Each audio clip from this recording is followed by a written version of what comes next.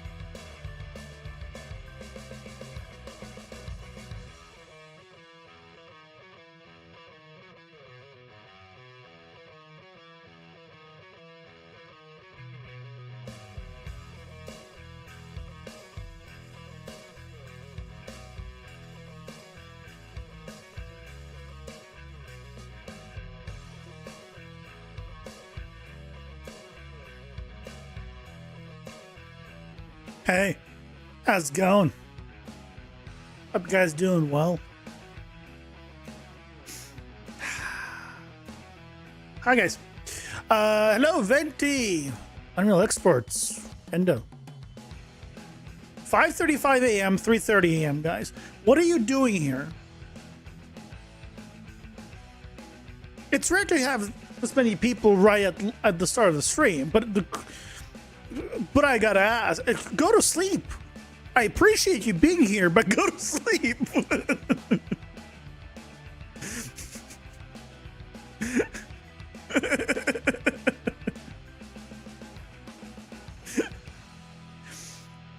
I the only one that likes sleep? I feel like I'm the only one that likes sleep. Hope you guys doing well. Happy Wednesday? Yes, Wednesday. We're halfway through the week. Hey, Rain, welcome in. How's it going? Hope you're doing well. Your best activity working while watching my streams? What do you mean? I appreciate your lie.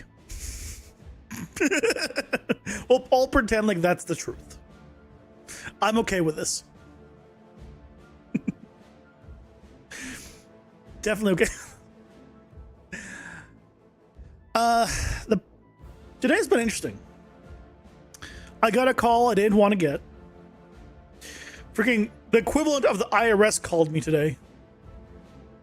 That's not a call you want to get. The CRA, which is the equivalent of the IRS in the US, which is my only point of reference for people. called me today. Bad call. Well, I don't know what the result will be. The lady was nice, but it wasn't even owing money. So my job did a stupid when it gave me my tax documents for 2024 now, right? Because the last one we filed was 2024. I was on a US contract living in Canada. And so what they ended up doing was they gave me my US taxes, and then they also gave me, for the same work, Canadian taxes. With a different number, though. And none of the tax stuff filled out. And so none of the tax people that I went to knew what to do with it, so they filed both. And now they're like, what's going on? We don't understand. So I need to call them back tomorrow and explain what the numbers mean and why this happened, because I had to check what they file, why they file it that way. And so basically my old job kind of screwed the paperwork a bit, and yeah, now it's explanation. They just want answers, so they understand things. Because it basically says, like, I have under, like, other income, it says, like, I have $22,000. I don't have $22,000 that I actually got anywhere. But because of how they did the US and Canadian stuff, and they didn't match, and there's conversions, it became stupid. So, gotta call him back tomorrow morning, explain things, and see where it goes. I don't know. Either I will have to pay more, but I doubt it. Maybe I'll get money back. I genuinely have no idea what the result of this will be. But that's gotta be the thing. So I didn't expect to call that. Call from them. You hate sleep? What? You thought the worst? You got the worst sleep when you did? When you're told otherwise, you didn't want to miss life? Been fighting since? I don't know. Sleepy time is the best time for me. Sleepy time is when all your problems go away because you're asleep.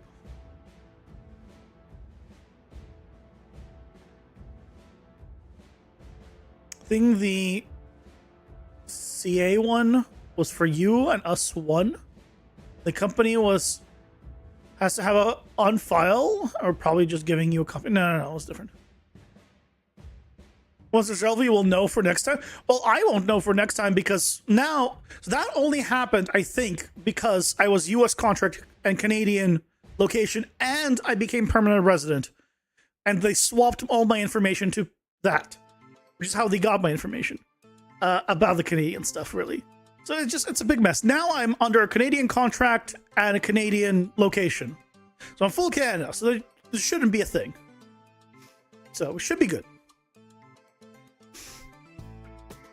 We'll see. Are you Canadian? I'm American. I'm only permanent resident of Canada. I became permanent resident of Canada January of 2025. So I've been permanent resident for over a year. In about a year, I'll be able to apply for dual citizenship. That's the goal. You drank a Mango Loco Monster 10 minutes ago.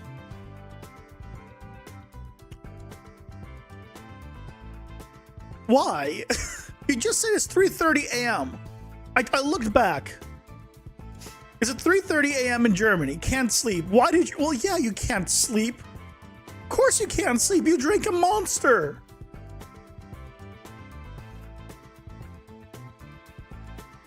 It's like shooting yourself in the foot and being like, oh man, my foot hurts. I wonder why. Okay, no guns in Germany. I dropped a knife on my foot. My foot now hurts. I wonder why. You moved there for marriage? That's funny. No. I moved here for work. I got a job here, so I moved here for a job. And then I stay here long enough to be able to apply for permanent residency, and I did immediately. And then once I got permanent residency, now I'm planning to get dual citizenship because basically it's my only chance to do permanent residency and citizenship, thanks to me being able to come here through a work visa originally for a job. So because of that, I'm like, okay, let me just get dual citizenship so that way after I get that, I can just go between the two whenever I want, however I want. It'll be, you know, I'll have to file taxes twice every year. That's not fun. But right, then I won't have to think about yeah. You have two mango logo, but you're doing Pacific Punch right now? I don't drink any of that, so I'm sure it tastes great. Normally you work shift today? Oh, you work night shifts. Today you're off, so you can't see. Ah, okay, that explains it. Hey, Sir Man, welcome in. How's it going? Hope you're doing well. Can't imagine someone wanting to move to Canada for fun unless you got a wife. I don't know. It's nice here. I mean, like in the West Vancouver area. So if you're thinking like, oh, it's like way too cold in the winters, that's East Coast. I'm West Coast. I don't have the problem of like, there has been basically no snow. It's like 40s and 50s mostly for this winter. Here, I think it dropped to like 30s at the lowest. Like, that's fine. I mean, that is to each their own, that one. And I like where I am though. I like my location and stuff. It's the best apartment I've ever had. Currently making a squirrel main character now. What happened to the Pokemon? You're building a system for trees and you're a little stuck. Oh dear God. Oh, not Pokemon. Sorry, you're not. I saw Stormrun's name and then I read your message. You're not doing Pokemon. Stormrun's doing Pokemon.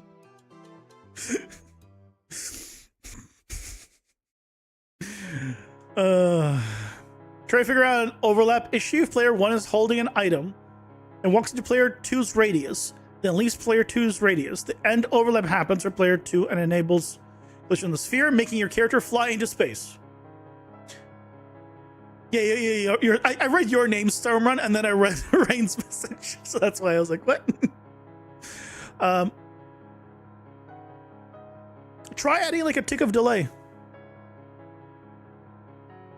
But it depends like the positioning. You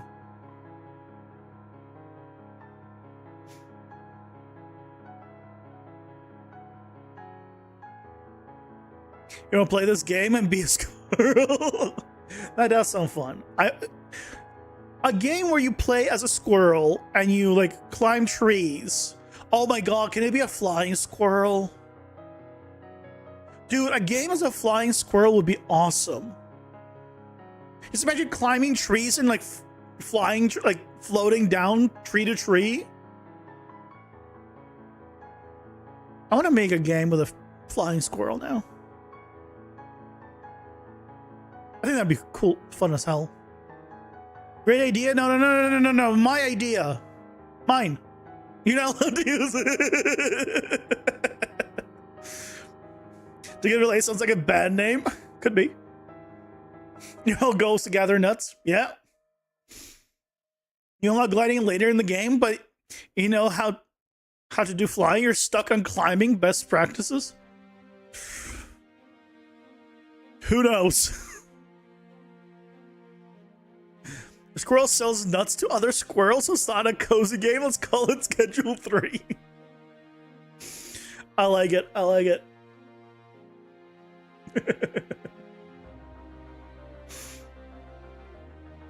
That sounds like fun. That sounds like fun.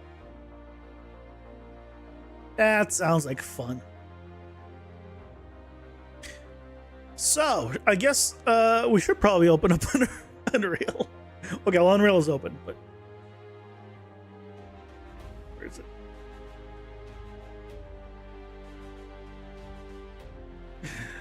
We're working with this today. We're using this system to be able to easily create my effects. As in, I want it to be an easy like forward side laser system. So when you shoot it, it looks nice and works, and it's the distance I want. And then it does the hit effects automatically, as you can see, the visual hit effects. So, yeah, that's gonna be the plan. So we just need to finish that up today and get this thing all working beautifully.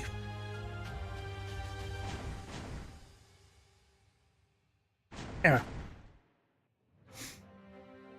Call it the Nut Addict. That is a good name.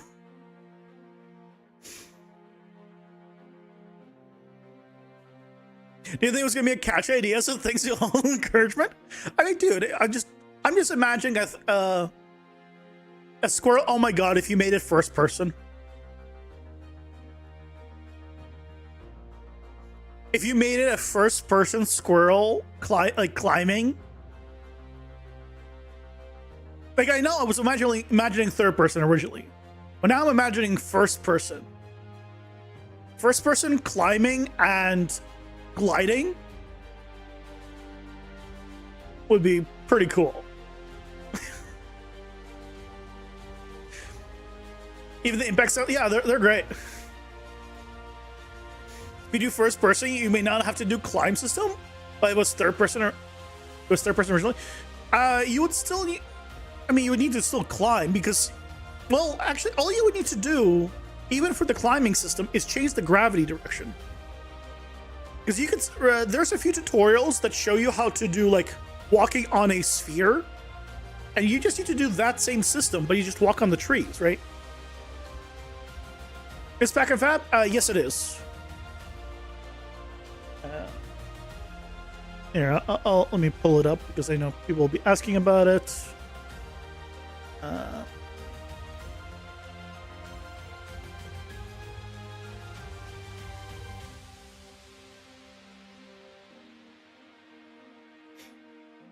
There's the pack. But Dr. Game interactive link chain VFX with sound effects. I'll link it for you guys. Yeah, his stuff is great. His stuff is pretty much what I'm using all my effects for.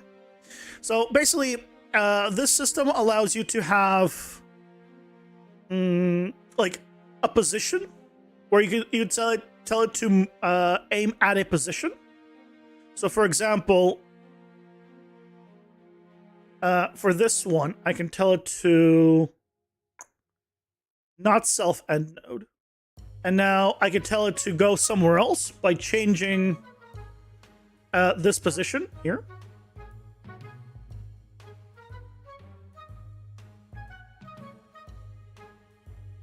And so basically it just changes where it goes to. And so what I can do now is a line trace, and then it just sets this value, and it will just always shoot forward or shoot towards whatever I want. Or if I want to, I can have it do a sphere trace, and it will just slightly adjust left and right, which could be nice. Maybe I'll do that. Even with a mouse, slight adjustments could be nice. But, no, I feel like at that point,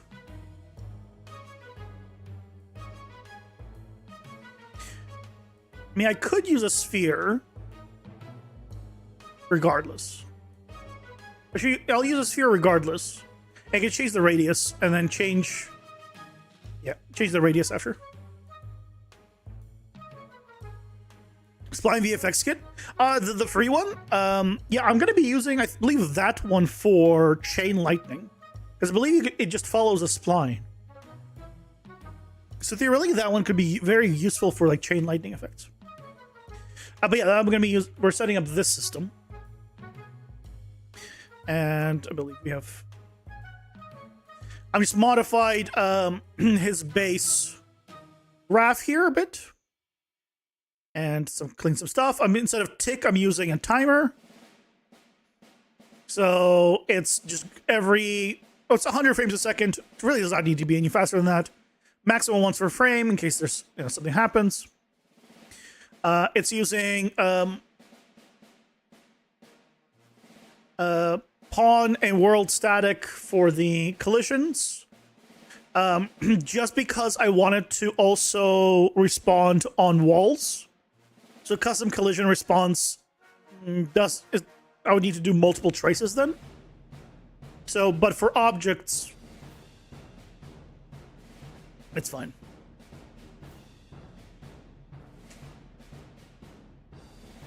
And then we're just doing a spawn. We're doing basically, I reworked their system. Instead of line trace, it's a multi. You know, good stuff like that. So, I think the next thing we need to do is basically we're going to override the end location. So let's go ahead and create a child of this.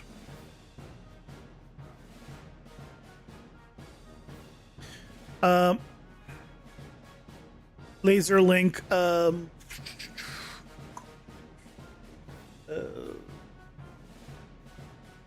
Parent? It's not hard.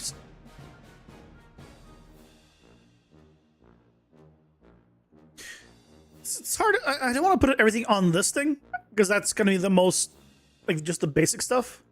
This will actually be the parent for things.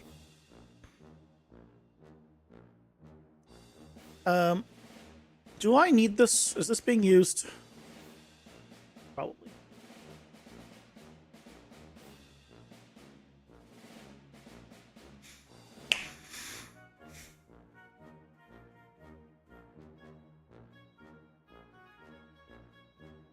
Hey, Poke Park 3 Illusions of Time. Is that the name you're going with?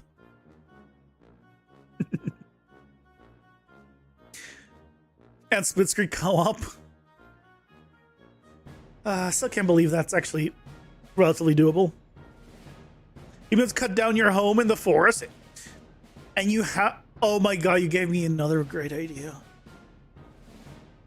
First person flying squirrel.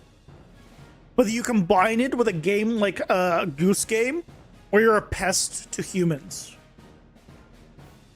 Because they cut down your tree, you've made your life's mission to just mess with humans. And you can glide down and just land on their face and they freak out and you just get to claw their face.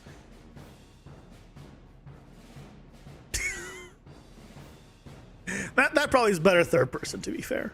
But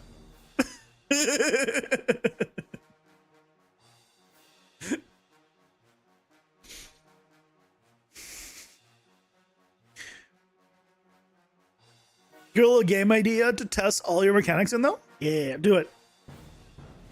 Do it. Okay, so what I want to do is...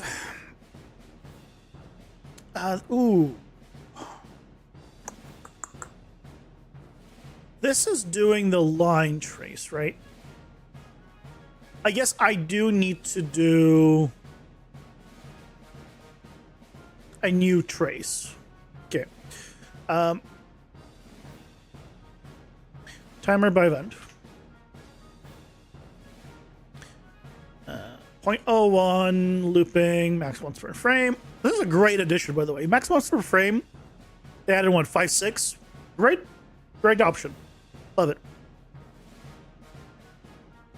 A few puzzles. Puzzles are good. I mean, you can go with so many different ways with it.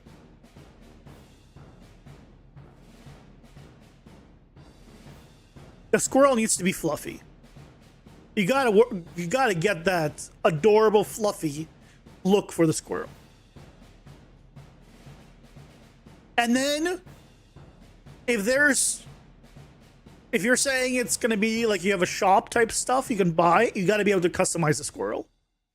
With like cute acorn helmets and stuff.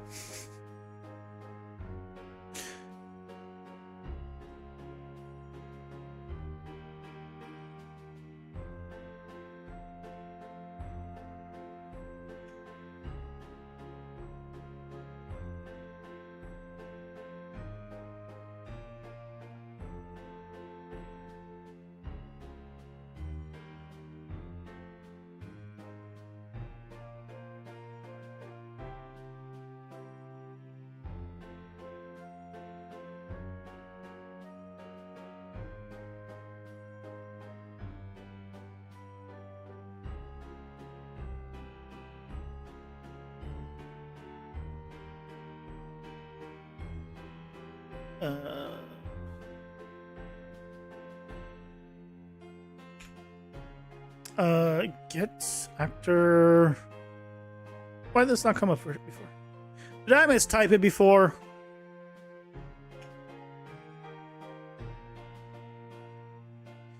Ooh. I guess this is fun. This doesn't matter.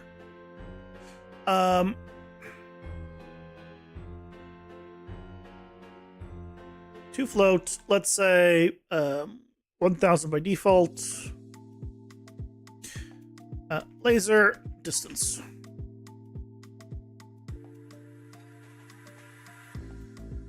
Yeah, I didn't plug it in yet. Stop complaining. There are acorns and flowers to pick to dye the fur. Oh my god. Oh, you can do so much customization in terms of how you look by just dyeing different parts of your fur. Oh. Did you forget the main character model switched over to the female actor? No, the character's still being worked on. Where's a little sneak peek I can show?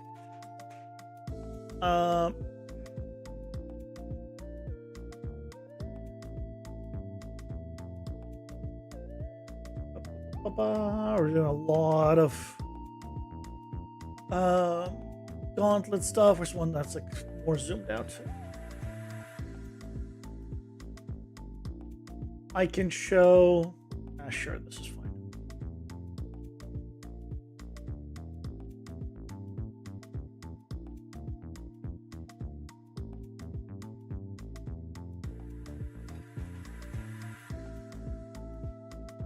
That's where we are right now. So I was getting the like some detail sculpt stuff. This is being changed. We have some folds here, right? Some armor like pieces. This like a lot of this is still not done. This is not done. This is not really gonna get anything, really. I don't think it needs it. This has just a little bit. Yep. Colors are not final here. They're just ZBrush colors. For the colors, I made a YouTube short / TikTok on the colors, showing it off. I think it might have come out today.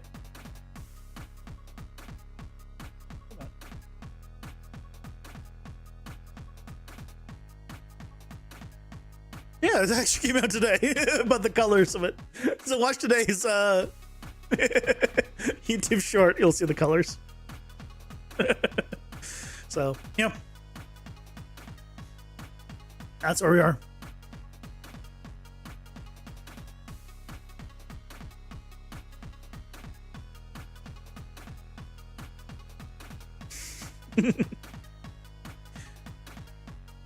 Radius is, we have one for that. I called this head radius.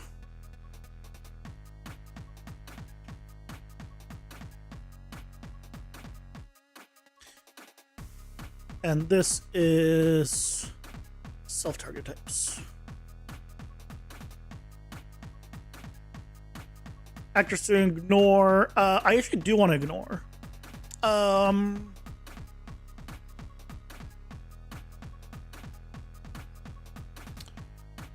Make array.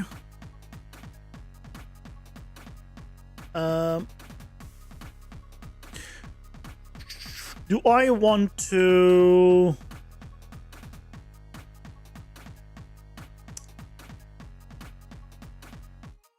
I probably need to.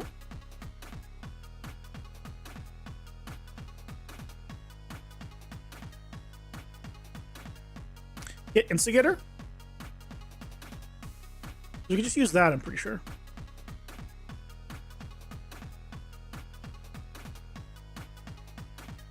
Because when you spawn actor, right, you can set the instigator.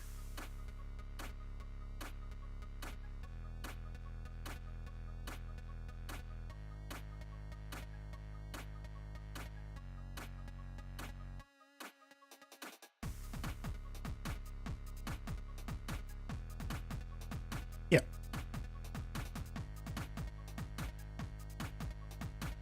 So that's what we'll use.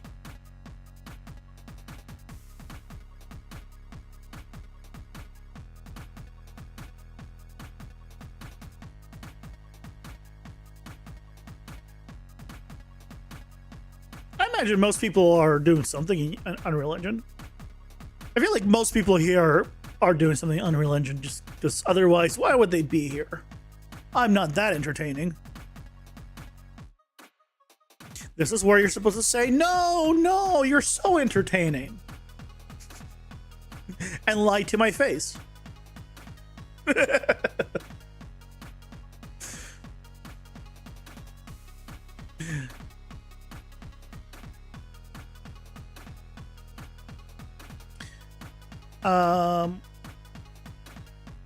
Ooh, actually, I don't want to do a multi. I just want to do a regular sphere trick. I want to do a regular sphere check.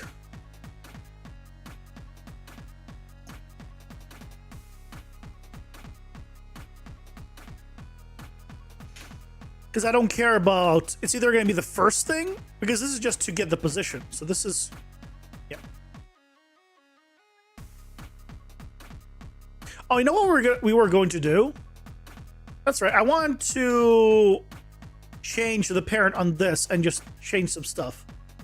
Instead of making this entire new thing. Do I still want to do that? What do we want to keep here? I don't think I do. I think I'm gonna start clean, and I'm just gonna copy what is needed. And then I can always put that as put the player laser as the child, yeah, of this.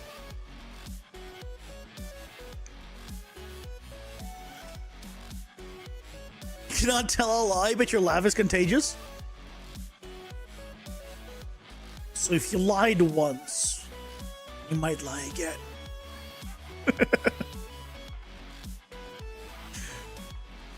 I mean, you're so handsome. Thank you.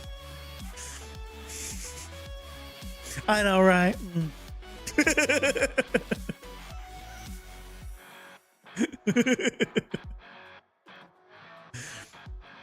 They're here most days for some reason. Yeah, I question that too. Discovered like 10 minutes ago the node neighborhood in PCG, and you're fascinated how it detects the corners in linear splines. Wait. The node neighborhood in PCG? What? Nani? Nani? Point neighborhood. What shit is this? Computes quantities from nearby neighbor points, such as average density, color, and position. Huh? I don't know about this point. This node? When was this added? God, there really needs to be documentation. Like, good documentation about every node and what it does. When was this added?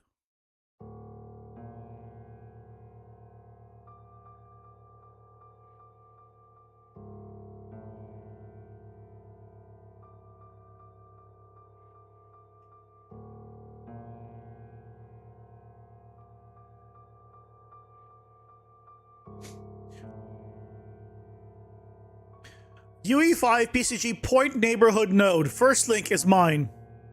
That is not about the point neighborhood.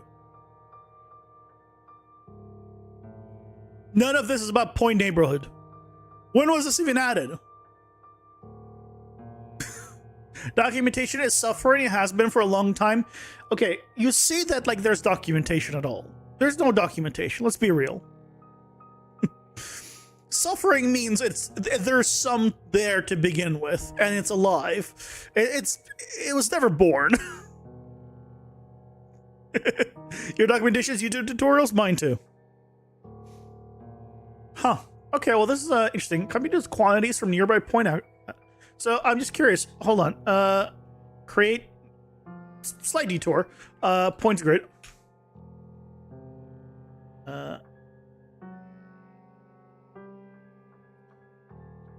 I need to put this in the world.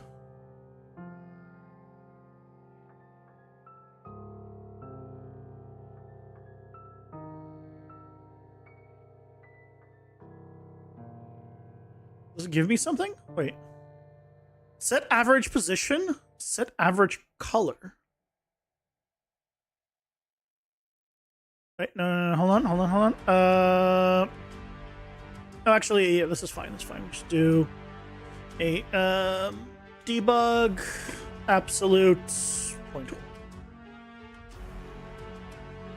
Or a bit bigger. 0.5. So point neighborhood, set average position. So that's like the collapse, but it just puts, except it puts all the points. Well, no, the points are still not in the same spot.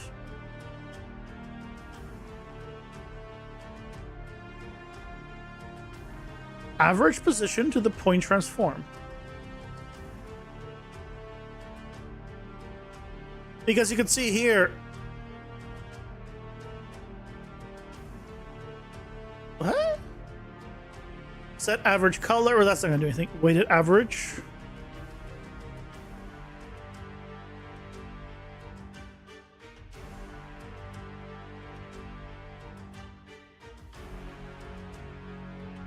Surge distance 100. 1000. Oh, it's because the distance wasn't far enough. So now they're literally on top of each other.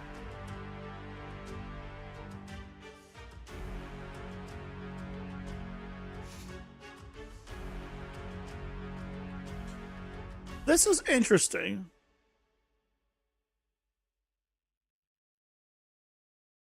This is not what I thought it was doing.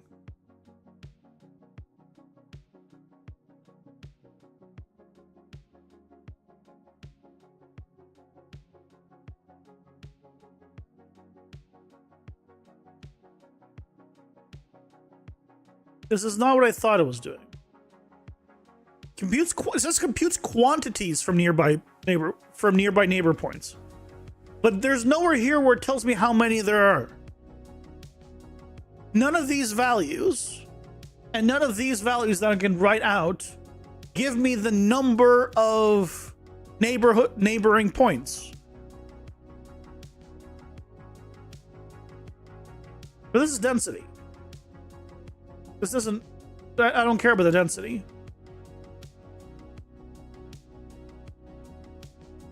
I saw computes quantities. So quantities is a number. How many? From neighboring points.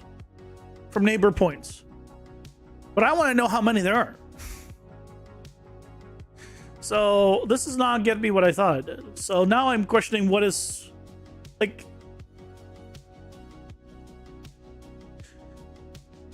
I mean, basically this is like, so collapse will actually make them all 1 point. This will just move them without collapsing, without making them 1 point.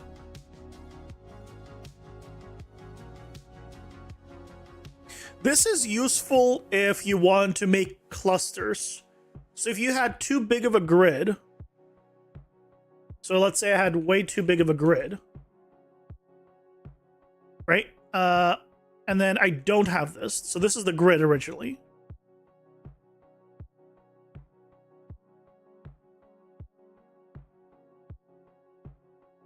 All right. This is the grid originally, right? Let's say I have too many. I can have it bunch, but it doesn't bunch equally, right? And you can see the corners are bunching more.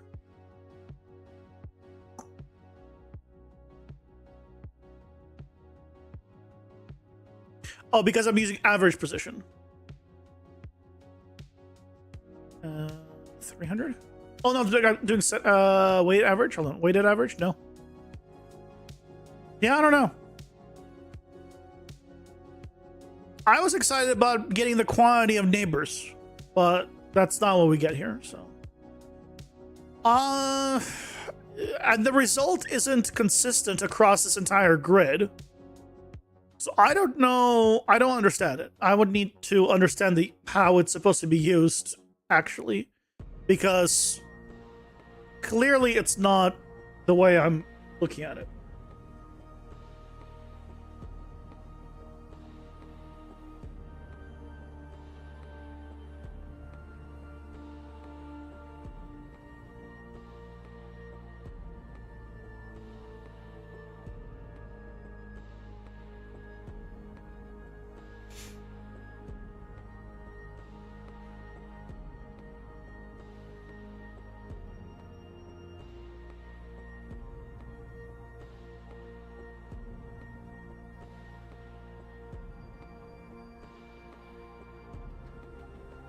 Oh, hello, blonde bonsai. I don't know how. I feel like I didn't see your original message. Because I feel like I didn't say hello to you, so welcome in. Even though you've said quite a lot, and I don't know how I missed so much.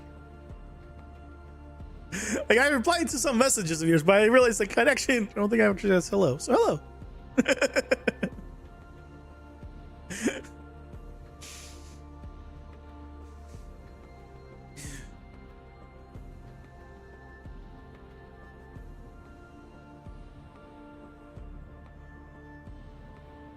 So we need to do this guy.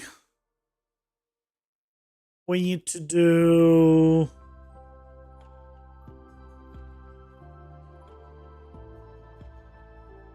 We're gonna need this guy. But it's player pawn. This shouldn't be player pawn. We're definitely gonna need piercing. We're gonna need you.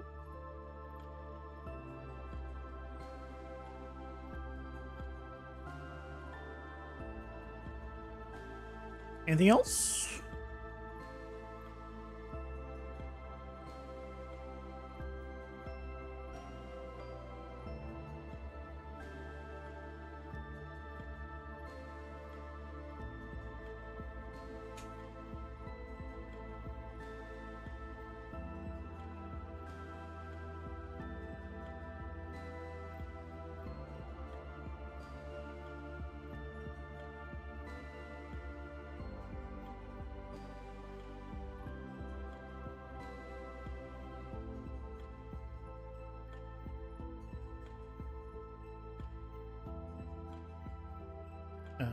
Oh, wrong one.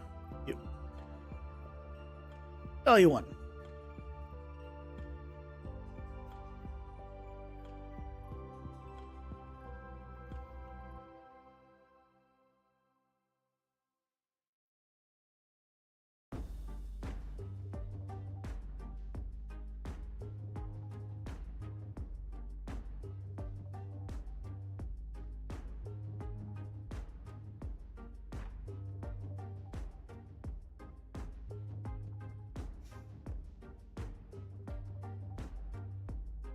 Just lurking with a few beers after IRL work. Nothing wrong with that. The 3 for February arrived or not yet? Yeah, there's the new stuff already. Hello, Leopoldo. Welcome in. How's it going? Hope you're doing well. Like, one of the stuff was looked pretty cool.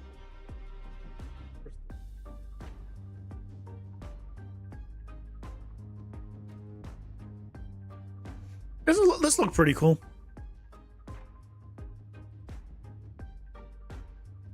Like, if you're going for this kind of style of game, like, it looks kind of nice.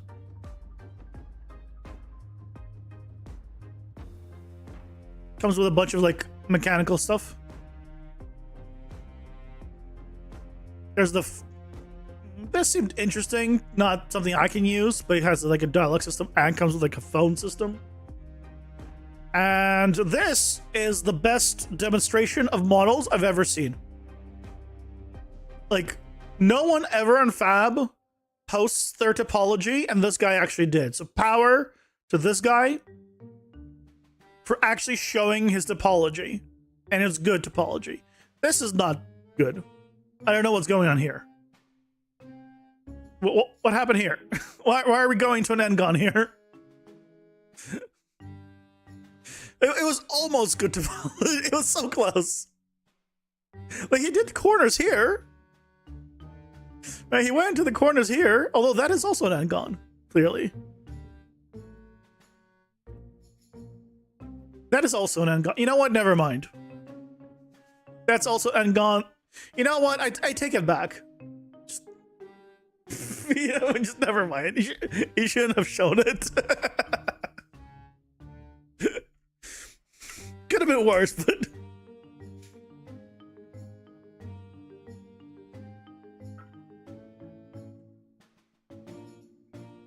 It has so much more than the phone call. Yeah. It's a... Yeah, there's a lot there. It's a dialogue system that also has a phone. As a mini map? Oh yeah, I saw that. Cameras, photo system, banking and buying system, NPC calling to. Yeah, it's a lot. The phone app is the best. You did a deep dive into them all. The walls don't have roofs, windows, stairs, or floors, and the textures look weird up close. At least you're gonna know what you're gonna get. Oh, absolutely. Nobody freaking puts their topology on fab models or assets ever. I know, like, my supervisor from time to time was like, hey, do you think X asset will work, like, for a project if we get it? And I'm like, I have no idea. I can't make a judgment call whether or not it'll work because I don't see the topology on it. How can I possibly tell? And that's the problem with a lot of these assets. It's like asset packs. Is unless you see like the topology and everything, it's hard to say.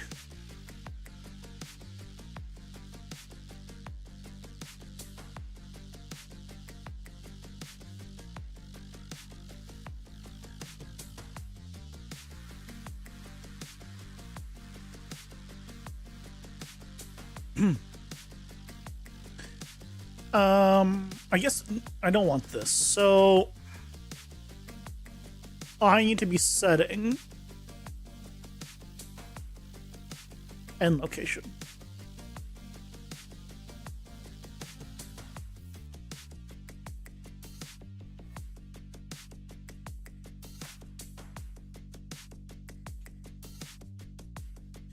We're doing it based off whether it was this.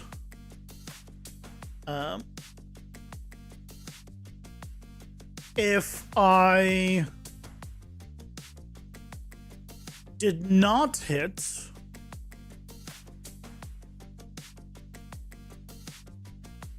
or piercing is enabled, it's gonna go the full distance.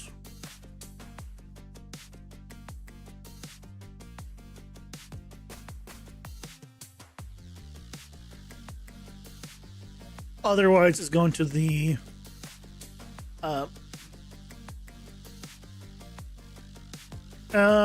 do we do location or impact point? Probably.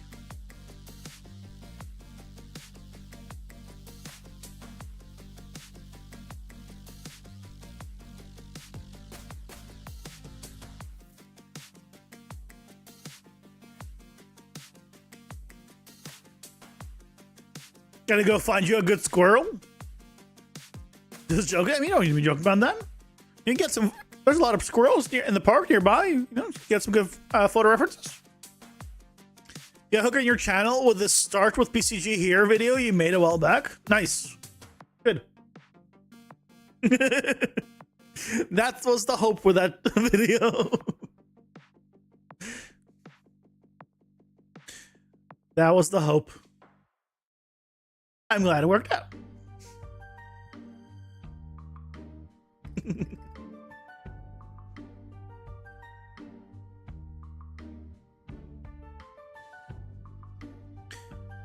Okay, so I should be able to test this already.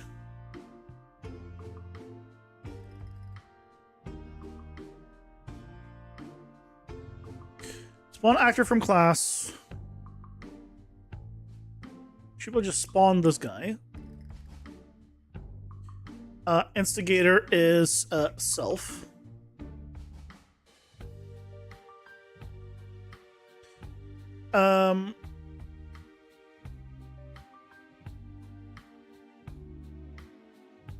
Spawn transform is again actor actually no, put it at origin and then attach actor to actor, self,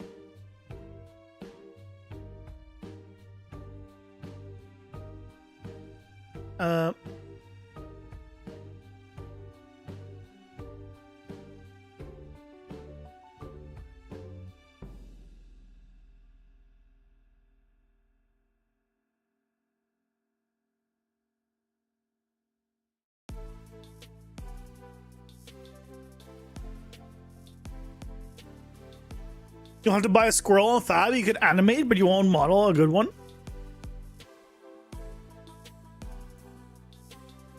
All right, nothing wrong with that. Look at that. Already, that is working so well. It's stopping at the.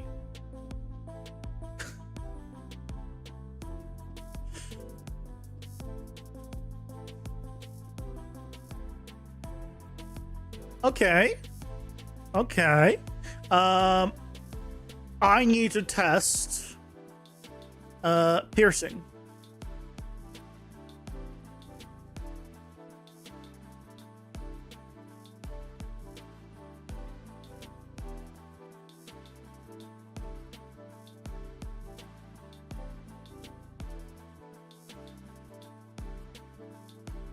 So we're gonna do the same thing, but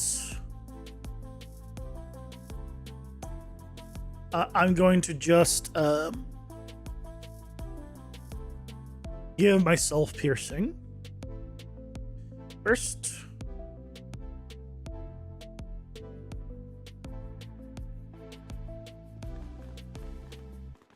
Yep.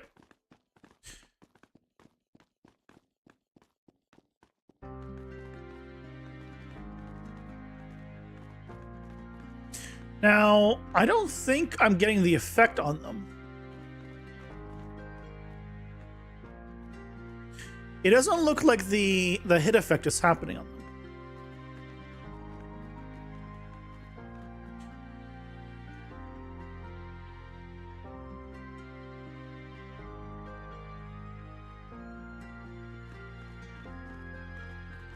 Right, it works here, right? That's working.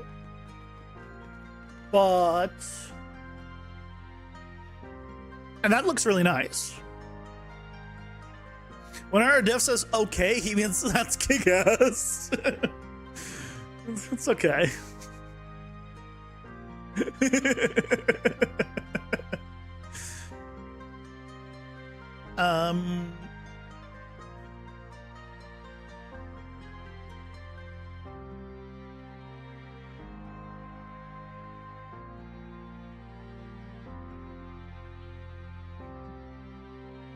Draw a debug sphere. Let's do that. Duration 3. Let's do 1. 1 here.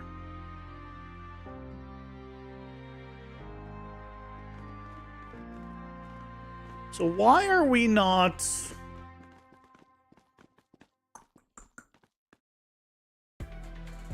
did I not turn it on?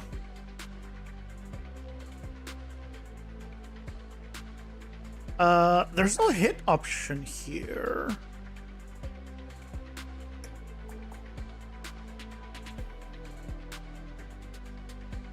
Can hit state is on. Oh, can hit is off. Well, there you go. So can hit on.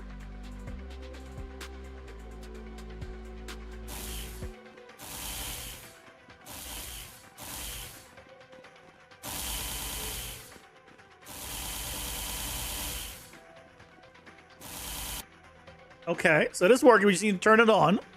Okay, okay. Let's turn this off. This doesn't need to exist anymore. So a couple of things. Let's turn the piercing back on. And prepare your ears.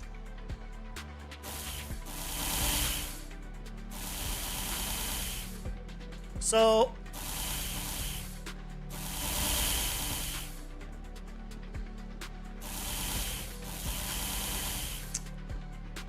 how do we want to do the audio?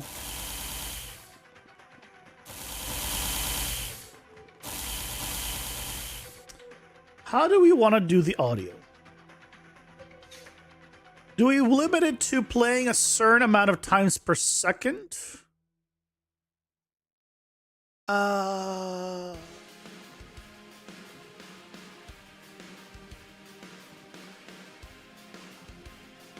Do we change the hit interval to, let's say, 0.25?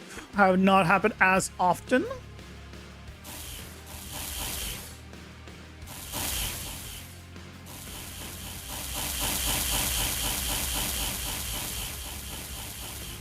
That sounded pretty good. I mean, I need to make sure that it does not continuously get louder, though.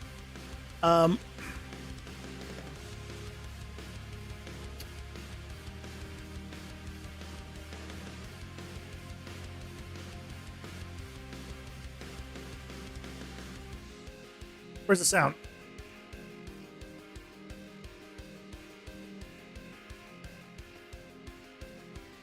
Play audio.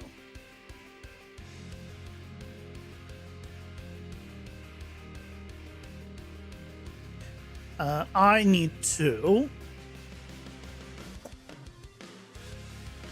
overwrite concurrency maximum 1.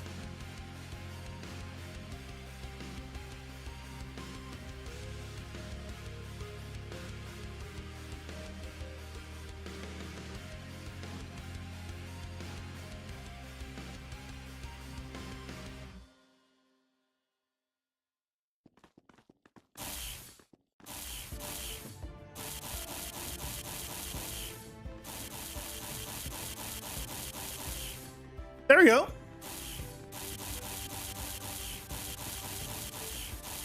So now he just plays once, even if you hit multiple. So your ears are not gonna be blown out if you hit like a ton of enemies.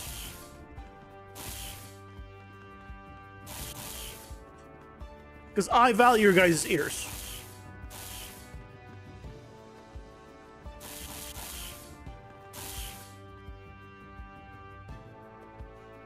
And if I disable my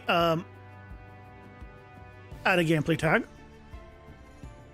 by not giving myself piercing, then it's just going to go to the closest one.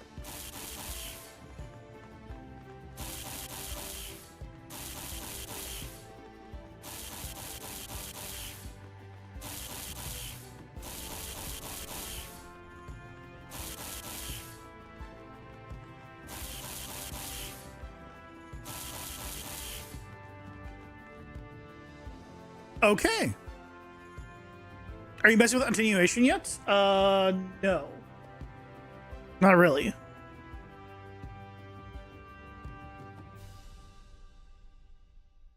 So I think that's working. So now, it used to actually do damage, though. Kind of important. So, it used to do damage, so we need to put that here. This is where it actually does the hit. Or I guess it doesn't. Yeah, this is where it does the hit, because this is the multi one. So, whenever it does the hit,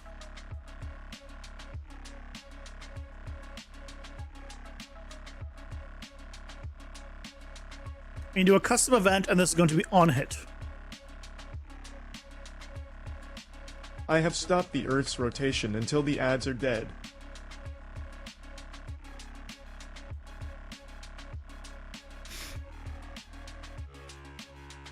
Would a movement and attack direction were separate?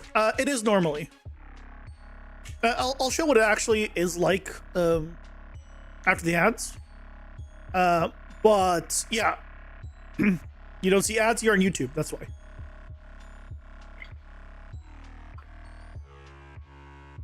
If you want, I can play ads for you, though. Normally, that is controllable with a mouse. Or when you're on controller, then it's just your direction. But I'll show after that.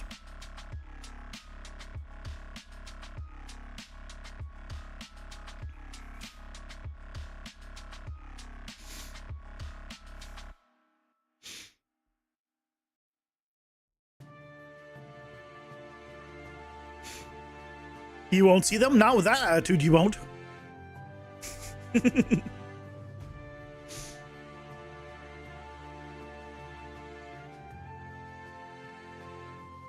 And you know I was speaking elsewhere? I'm speaking from the great beyond. Ooh.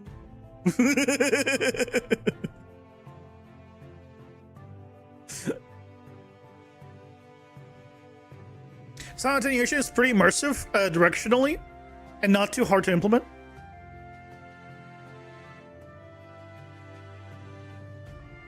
I mean, yeah, I'll look into it later. I set it up that my character is the source of the audio instead of my camera. So I did that. Technically speaking, it should be automatic, I've thought, but maybe not. I'll deal with that later.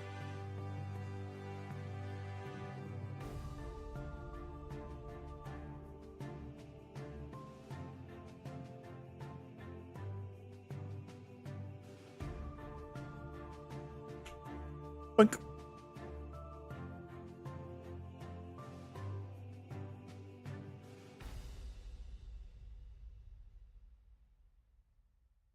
Oh yeah, this is the character. It's probably gonna be this one. This resolution. You can see. Get a good idea of the character. Can we petition wish lists on Fab to be more than 200? I mean, look, you're expecting anything from Fab is already expecting too much. So if I come here and I just actually get this weapon. So this is the current one. So this is me. This is what it actually is like. This is the current one that I'm replacing with this new system. And this is just me using the mouse. So I just spin my my mouse wherever, and I stay in place. And you can hear the attenuation on this one.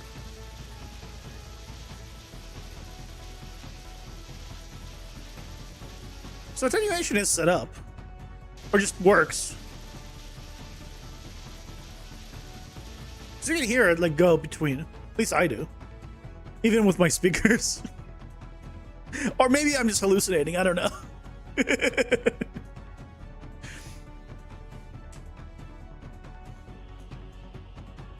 Did you imagine to make a game when you started YouTube?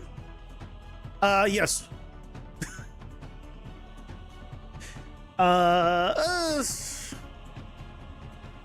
Asterisk. Yes, asterisk.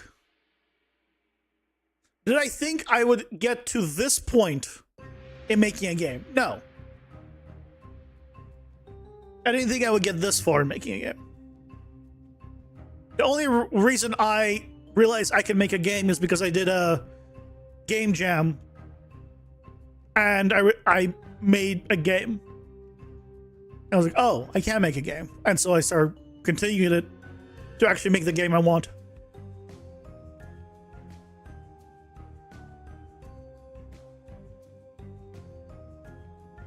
Struggling with this cap because you use it to plan out your assets until you finalize the detail. I mean, 200 is a lot. I feel like at that point, because you don't get anything from the wish list. Do they even notify you when there's sales for wish lists? Because I don't think they do they? Because you can just make a spreadsheet at that point. Put your top 200 there and just put a spreadsheet for everything else. Manage it yourself. Just... to use just more, how far are you away to hear the sound? Think of I think that's already built, like set up to do that. I could be wrong. I could be wrong. Could be just direction right now. But if it's off screen, you're not gonna hear it. So it already does distance. I know for sure.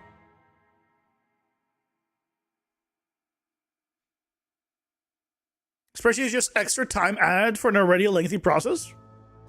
Don't do spreadsheets then. Do bookmarks.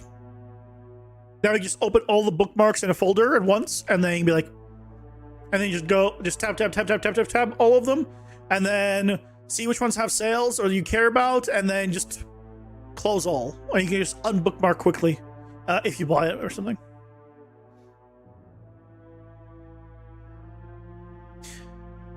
Okay, so we need a new function.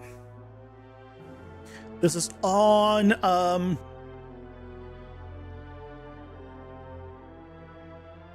target hit.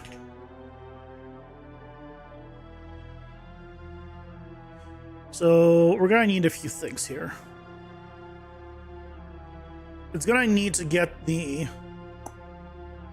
hit array structure.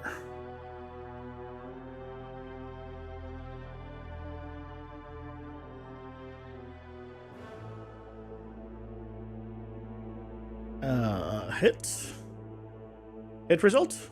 Okay. This is called hit result structure. I misread.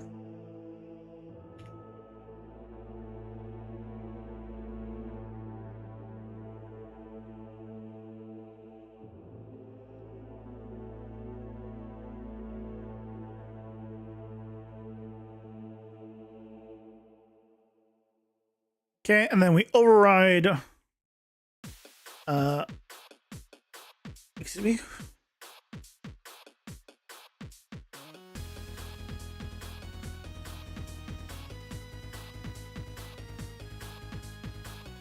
Oh, on target hit.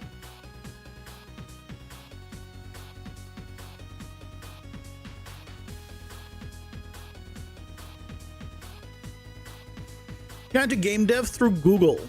They opened a game academy in Turkey, and the project your team and you made came in first.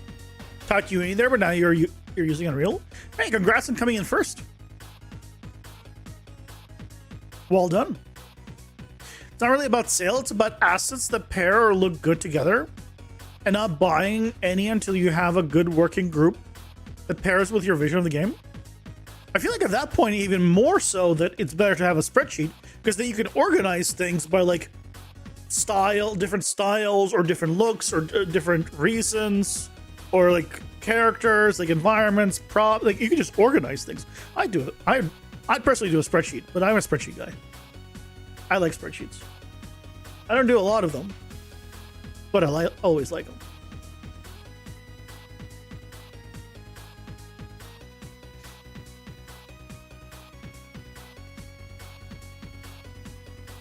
You wishing you knew my channel when you were in the academy? You do now.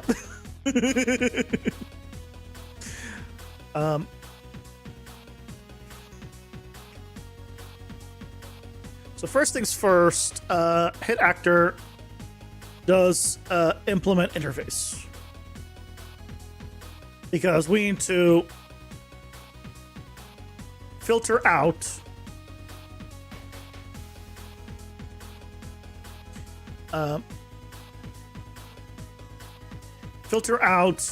walls from characters. So assuming it's true,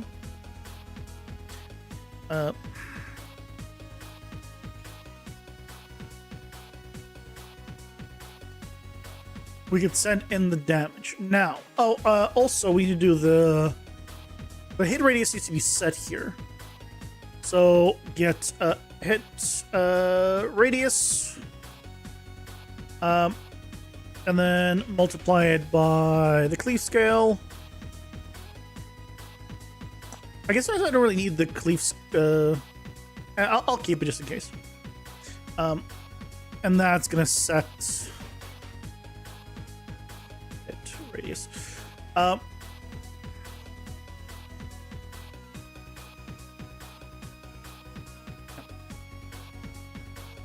So if we have cleave, the beam will be bigger, and so should that trace.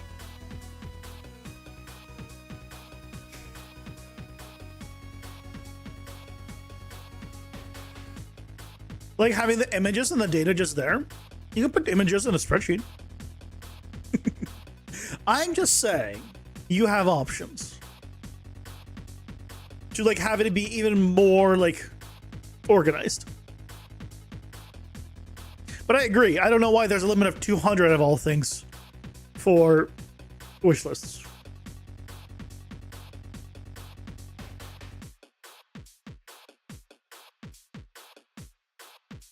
What can PCG EX offer that normal PCG EX normal PCG can't?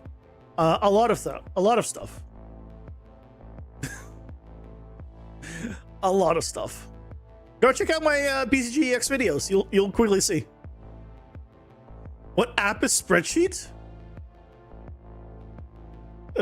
Google Sheets. You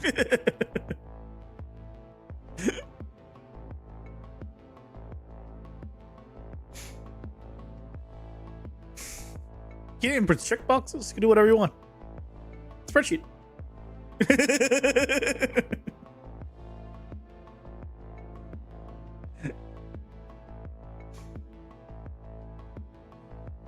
I like spreadsheet.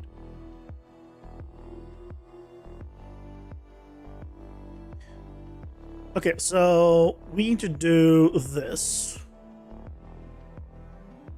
So let's take a look at the damage stuff. So we're gonna need you.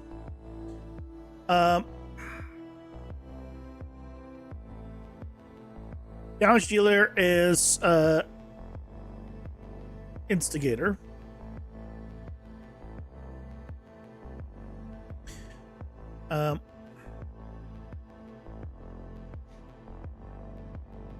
Damage per second. Yeah, we're gonna need these. So the time needs to be on. Wait. This needs to be a variable.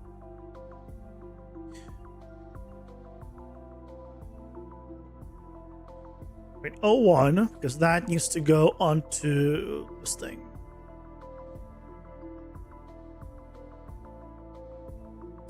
Let's call this timer interval. And then damage per second. Create a variable for it. I believe that's exposed normally. Yeah, it is. Their default 25. Uh, 25 damage per second is way too high. 10 default. Damage override. Hit location, hit normal. We need to do no blood.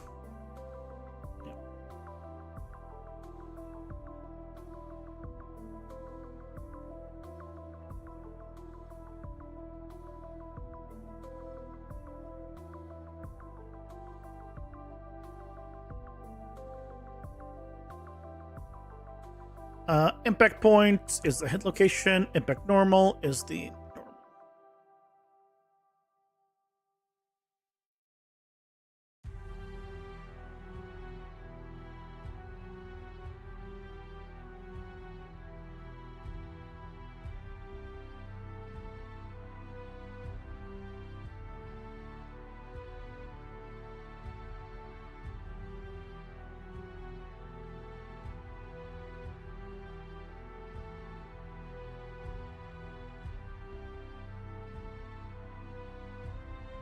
The BCG video with the flowers was especially good. Oh, when showing the filter stuff. Where are my images? I don't need images, so I don't have them.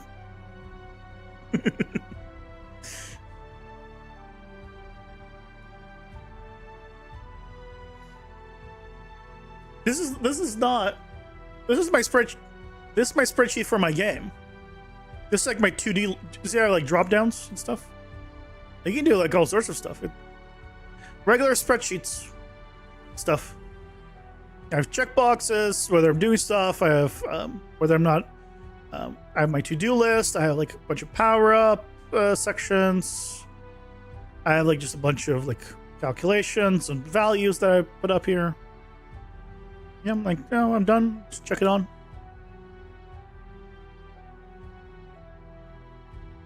Drop downs, you say? That's interesting. Yeah. You should look into spreadsheets. Spreadsheets are extremely powerful. You can do a lot, including post images.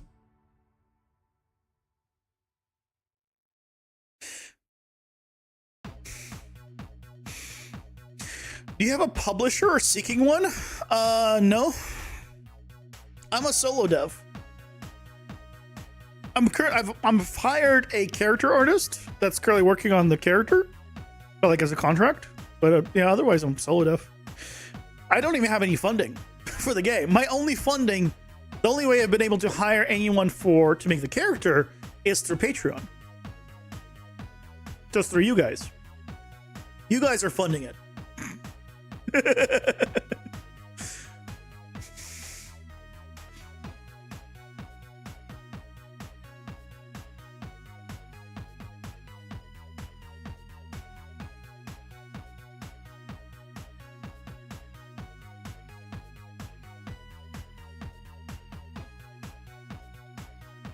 So we come here and then we just do a refresh.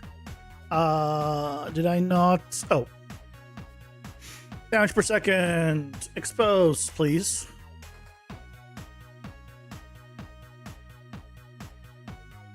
There we go. Damage per second. Okay.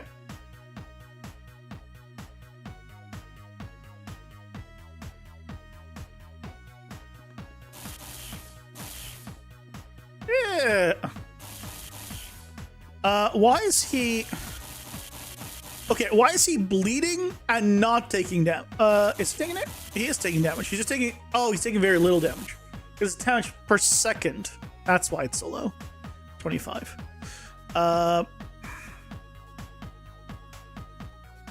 It's not per hit, it's per second. So 10 was too low. Sure, we'll make 25 by default. But why is he bleeding? Oh, because I turned off the no blood. Check.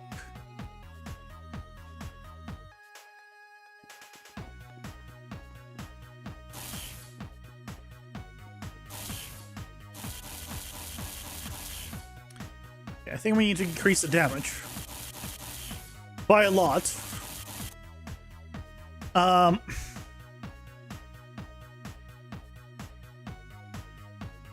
100. 100 is too much, for sure. But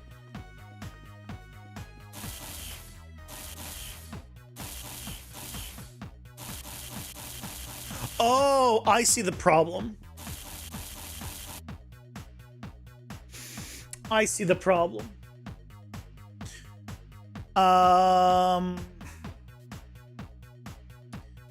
I'm using it here, but this is going through a check that basically says I cannot trigger this again for 0.25 seconds.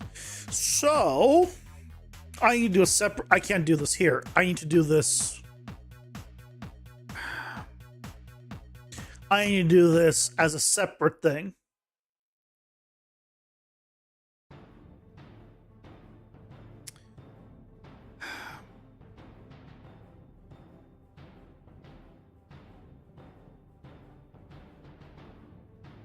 I can do it as a separate thing.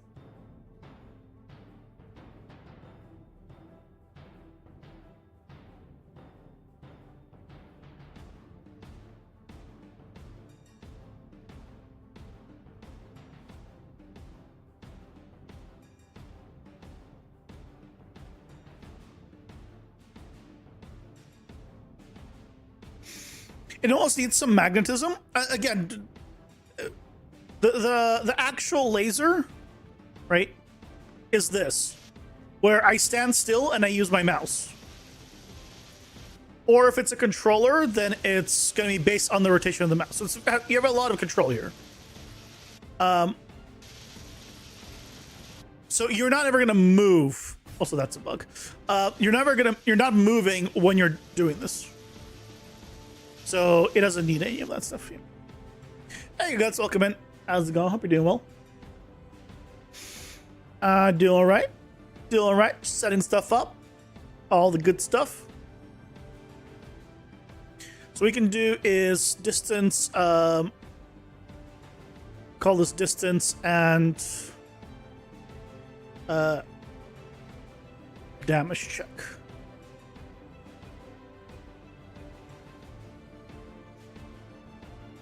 We need to do another trace. Because this one needs to happen actually 0.01 a second, not what it is. So we can't have this. This is not going to work. It's fine. That's going to be just for the effect.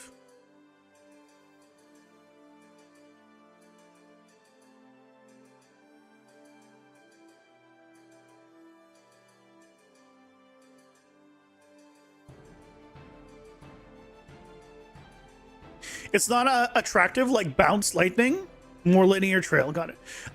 Yeah, it's just a straight laser that's just affected by distance limiting. It just shows like the maximum that it's shooting, and if something comes close, it gets closer. Right? Oh. It's not going to be attached to me. This is just for testing, right? You can see. Oh, there we go. So now it's just actually doing damage. And let's go ahead and now change this back to 25. Cooking day, lasers.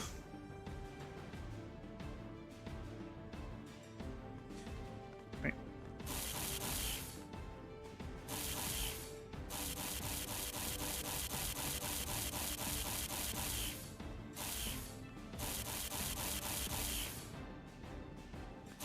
Probably needs a little more damage.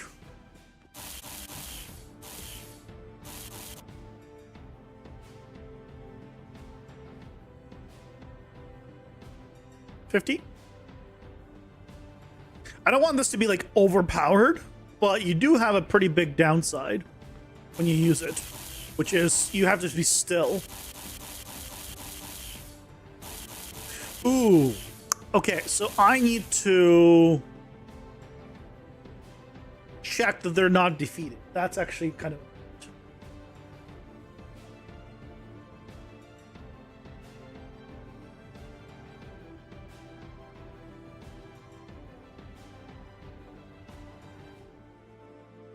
That's kind of important. Oops,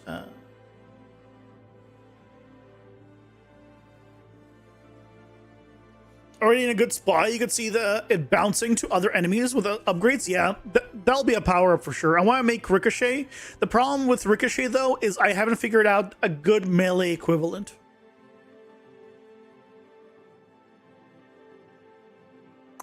I need to figure. I might make. It might need to be Flicker Strike, effectively. If you guys, those of you that played Path of Exile, I might need to make Flicker Strike as my Ricochet equivalent. So if you do a melee attack, you Flicker Strike, and if you projectile, it ricochets. That's might need to be how it's done. This is for those who don't know, all my power-ups have a melee version and a ranged version, or a projectile version. So no matter, so you can pick up any power-up and it'll have some effect with something, whether you're using melee or ranged, and you can swap a weapon mid-run and still have the power-up do something.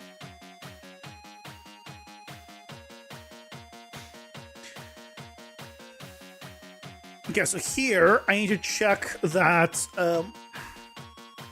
we hit something, and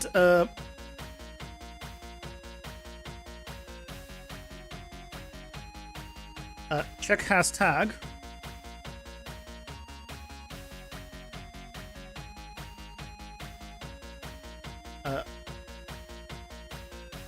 As long as it does not have this defeated tag, which pretty much should be nothing except the defeated enemies. We set it.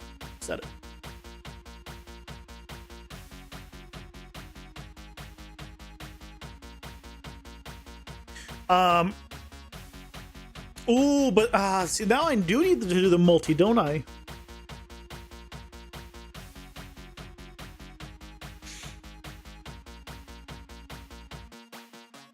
Shit. See, now I need to do the multi, because if it bypasses... Hold on a second. No, hold on. Why is it hitting it? Because... Am I not turning the collisions off for it?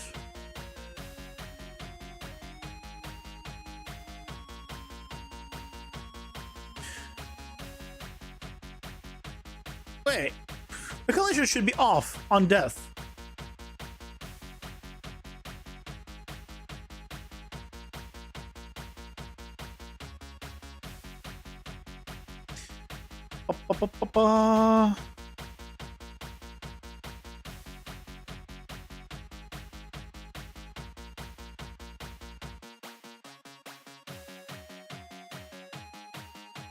I'm setting everything to ignore except world static.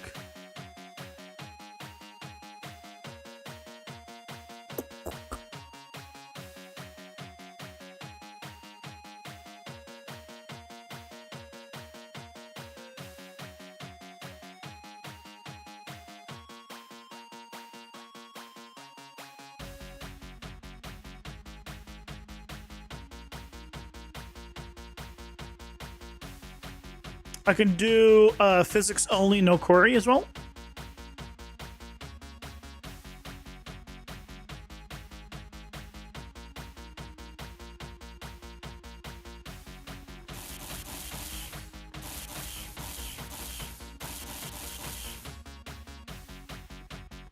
There we go. Now it's going through it.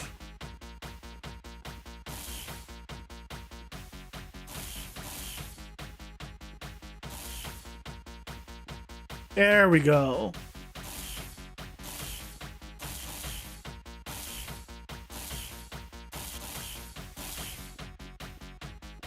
Okay. Let's go ahead and actually set this up probably to work on my left click like the other one.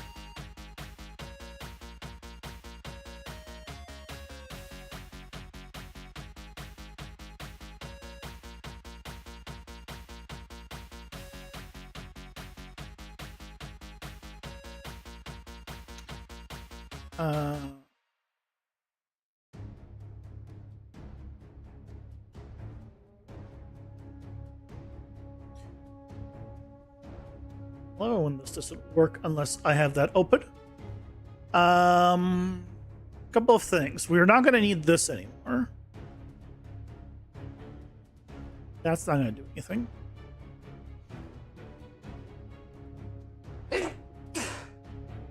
Excuse me. Let's see how broken it is right now. Just me swapping the parent. Because I think I need to do a few more things with it. Yes.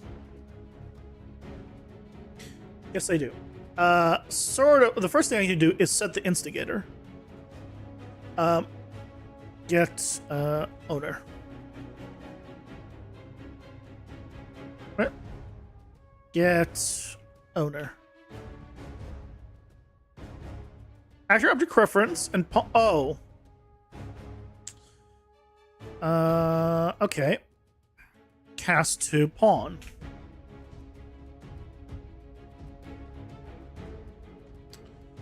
Fine.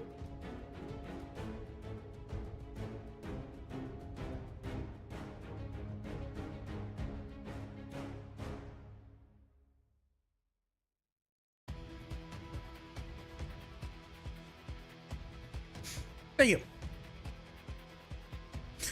I feel blessed already.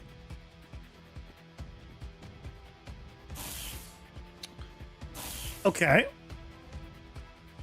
Better. So what were we doing before on the player laser? Yeah, we need to have the damage per second. We need to do this, but we'll do that later.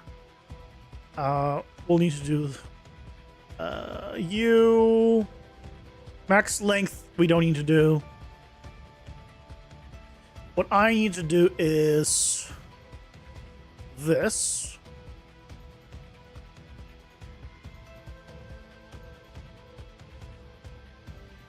And am I just setting the actor rotation? Am I not attaching it? Hold on. Am I just not attaching it? Because that'll be the easier solution.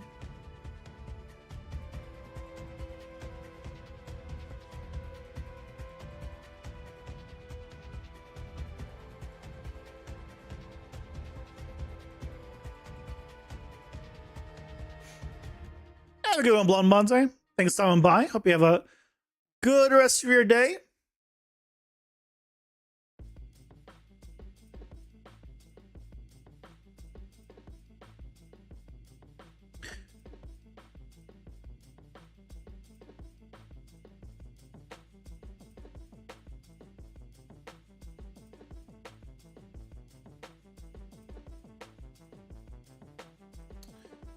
And then I can do just a little bit in front, let's say.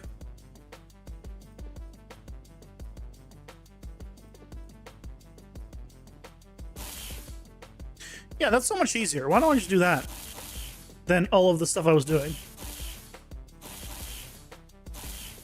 Ta-da! So much nicer. Okay, so what we're doing then, we don't need any of that. The other thing I want to do is this max length. I don't. All of this calculation I don't need. Oh, there is, okay, the max length I do need. I do need the max length. So I need to do initialize, instead of player laser, I just need to call this initialize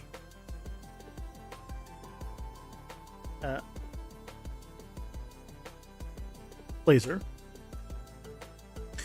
That, I do want to control the laser distance there. So what is the, I think it's the projectile, oh, it's BPI abilities. So just add BPI abilities. Initialize laser. Instead of begin play happening on begin play, we're gonna do all the begin play after here.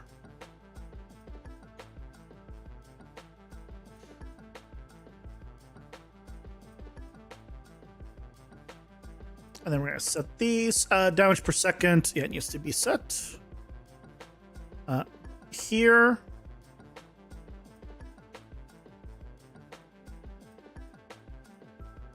Which means it no longer needs to be exposed. And max length also needs to be a variable. Because this is, max length is the laser distance. Which I guess instead of max length, I can just set laser distance.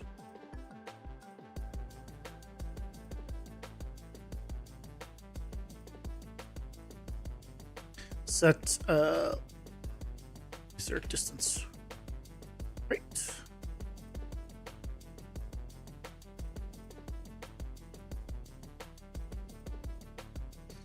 But I think I set that here.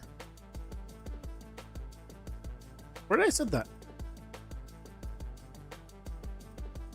Oh no, it's a variable here. Yeah.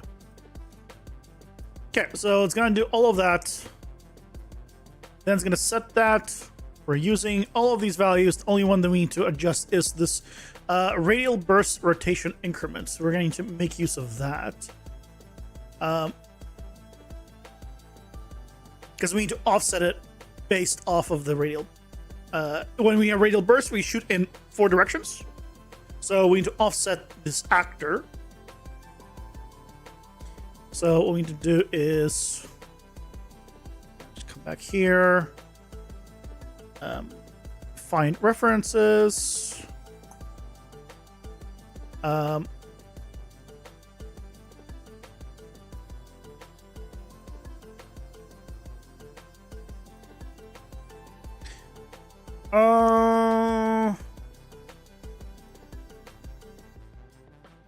Probably just do set actor rotation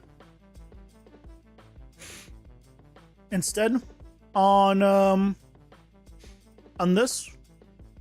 So I probably don't need this as a variable.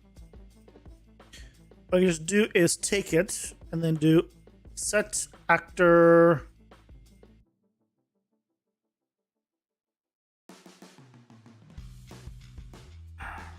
you just set actor.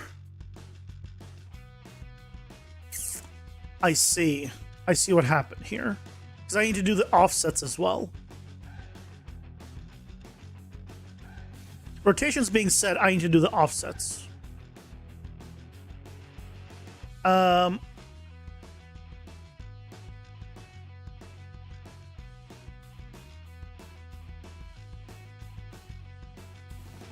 So what we need to do actually is here, no offset. Just attach it. And then here we need to do add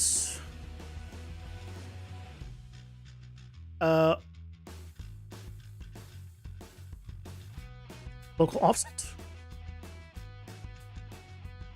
Let's see if this will work.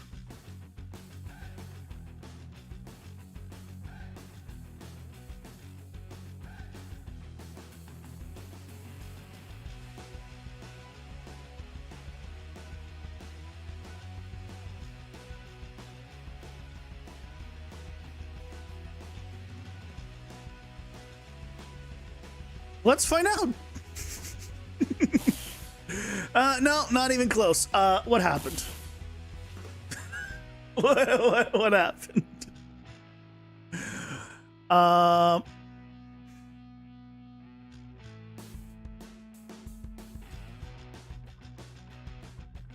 What is the max length here? Printing. Let's just make sure it's not that. Something tells me it's that. 0. Yeah, okay. Why? Why are we at 0?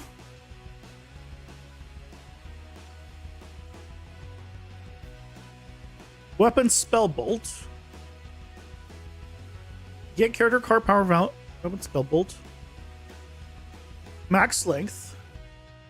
Max length is coming in from here.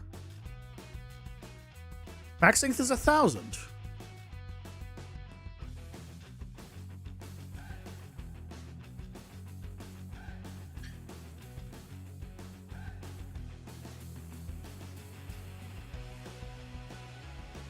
Character card power value.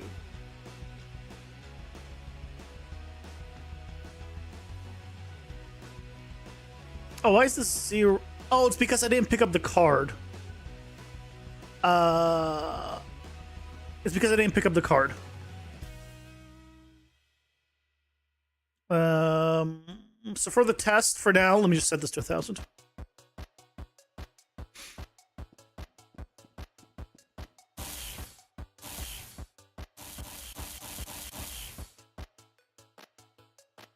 Something does not feel right. That does not feel like 1,000.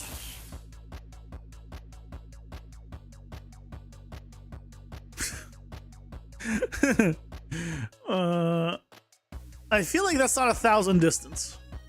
100. Hold on.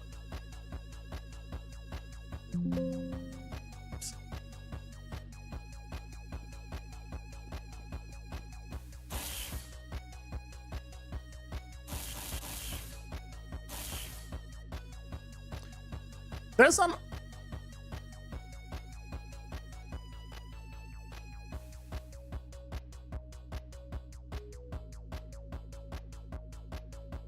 Oh, this is hold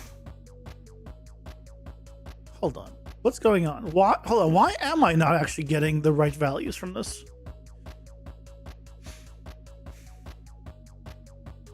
Wait. Because I should be getting the card and everything. Even from that one, because that's the same thing as here.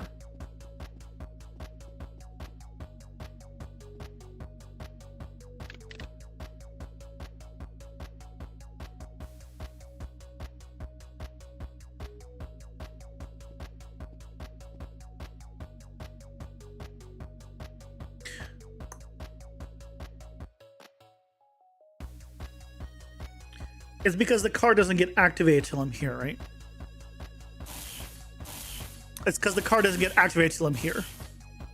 So there we go. So that's the actual value and distance. That's working pretty well. And now, well, we can see that we all have been waiting for. Radial burst.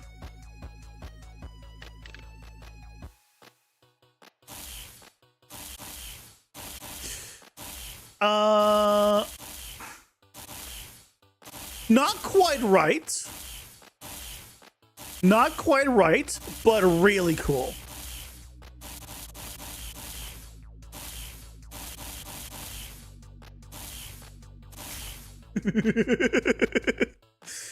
Not quite right, but really cool still.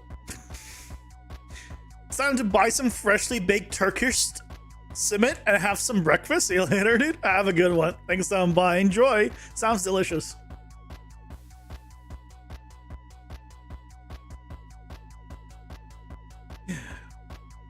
So the problem here is what?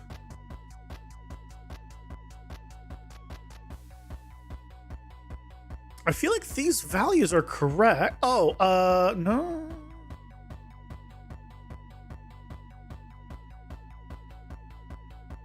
Is the rotation not correct? Do I need to do negative positive here?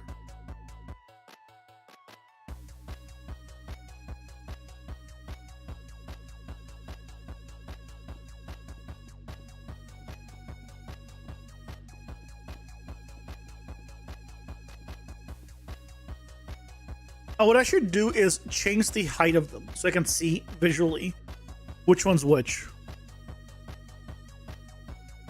We'll do that after. Because this one's fine going forward.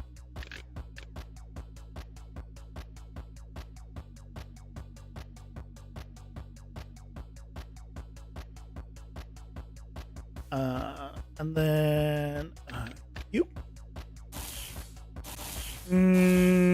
Why are they all... So what's happening, I think, is the local offset isn't local. Instead, what I need to do is get actor forward vector, add 100 and or I guess no. Oops, to float times 100. Get actor location, add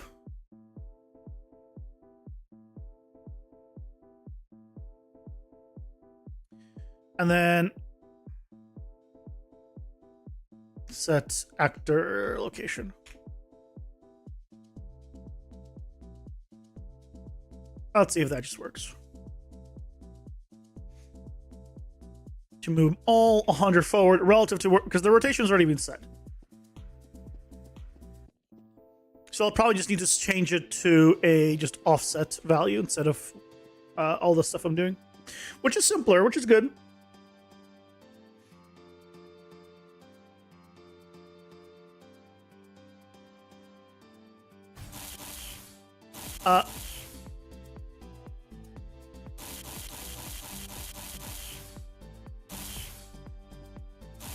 That... What?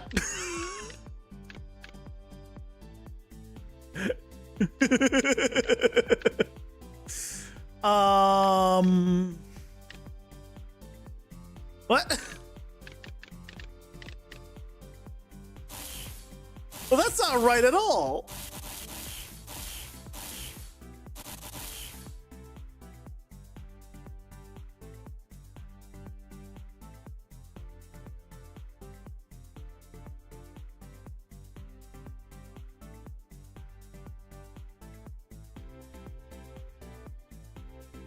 What? Hold on. I am setting the rotation, right? Yeah. I am.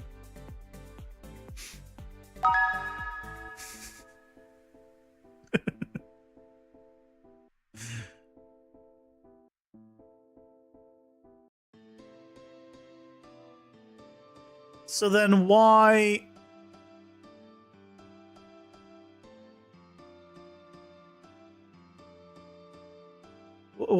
What?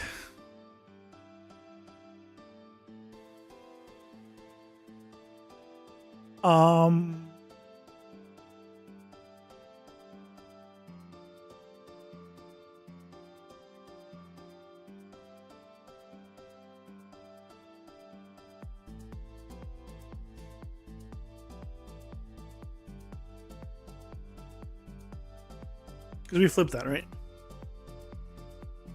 Huh. I just want them to move forward based on their rotation. Why did the forward vector not work? I feel like that should have worked. So now let's find a workaround for something that I thought should be working. All right, so that's working. There we go. Got him. That's awesome.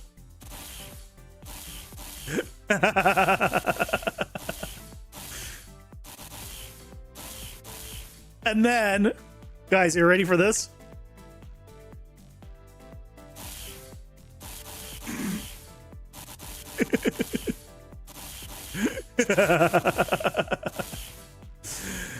Yes. Stack all of them.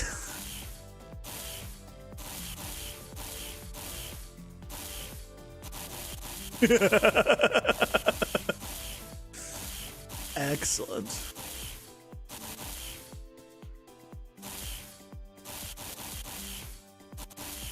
Down the line, I'll probably want to set it up where once you spawn it once, it won't need to keep spawning and destroying them. But for now, though,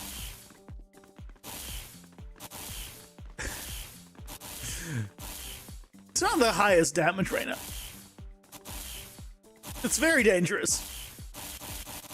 I can't see anything.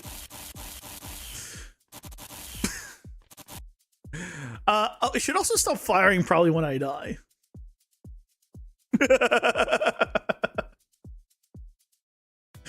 But that's working. That is working. Okay, let's go ahead and just clean up some stuff.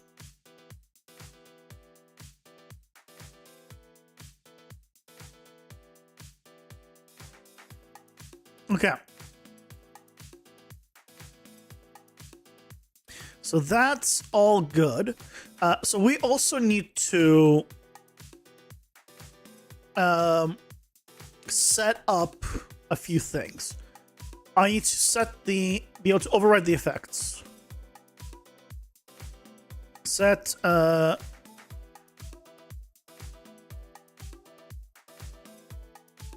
Nagra system asset. Start.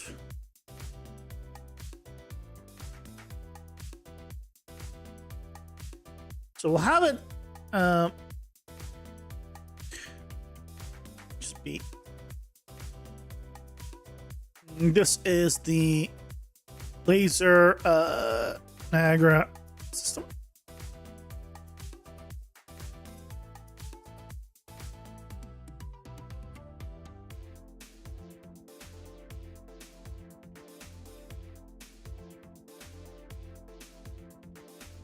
And do not reset existing override parameters. Keep them, please. For the love of God, keep them.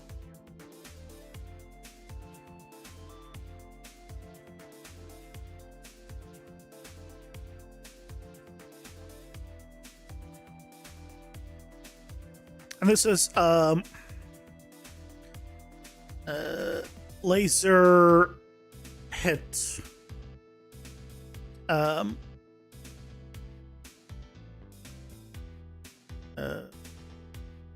Ooh, I might want you to do this on the parent, actually. I can do this on the parent.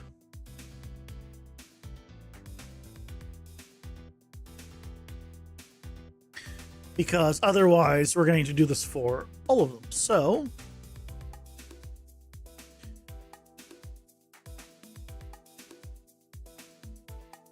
I just tried to paste. Unreal's very upset at me right now. Why are we I try to paste 2 nodes with a couple of variables. It's gonna be okay, Unreal. Come on. It's gonna be okay. I take it back. It's not gonna be okay. I just, god damn it.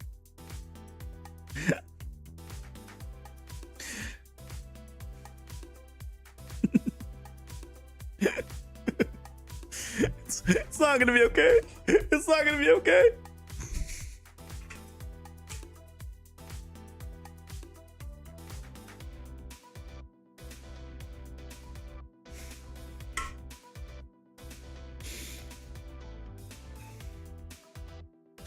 I'm looking forward to getting rid of this splash screen with an actual one of my character. Endgame.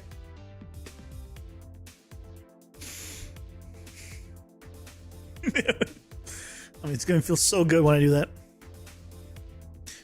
I need to eventually figure out a new title for the game too, but yeah. One thing at a time.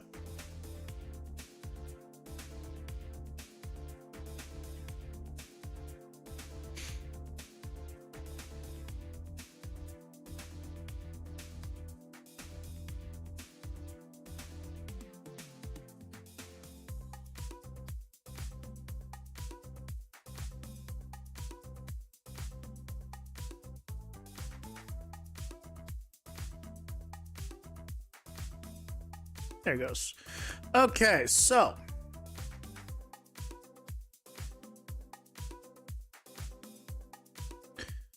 structure script. We don't want to begin play as well. Doesn't really matter. Doesn't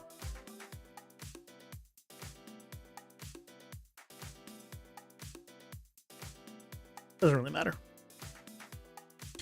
So okay, so all that stuff I made is gone. Okay, and this is, oh great. Oh no, that's fine. That one's fine. Right, this is still, yeah, this is still correct. This is after we do the test. Let's just see. Let's confirm that. Oops, wrong level. It's still all working, and we didn't lose anything.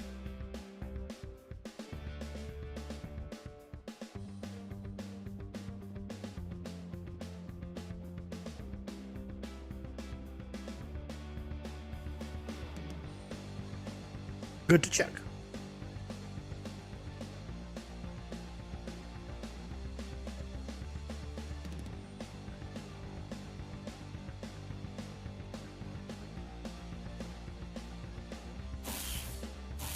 Okay, that's looking fine.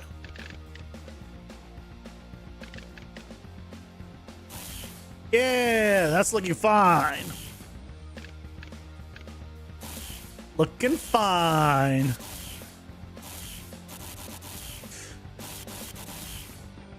I will say, when there's this many, it is very hard to see anything. This is the one problem. I'll probably need to figure something out for that. But later. Oh yeah, we don't need this test anymore. Okay, so here now. NVFX, set Niagara system. And start VFX.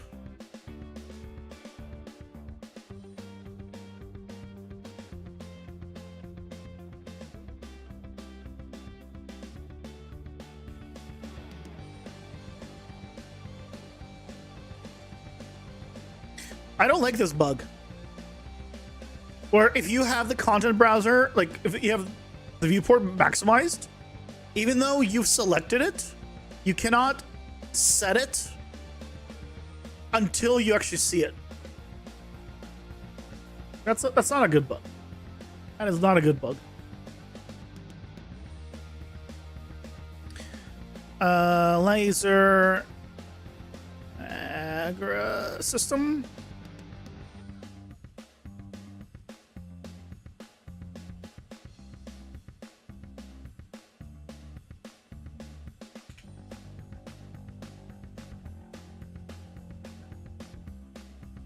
And this is going to be a laser hit Niagara system.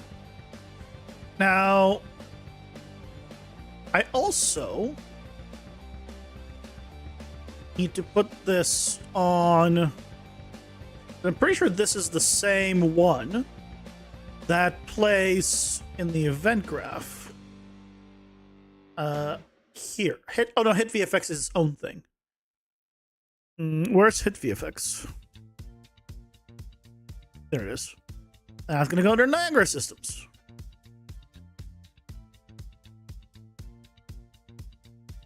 So it's editable on all of these, so we just override them.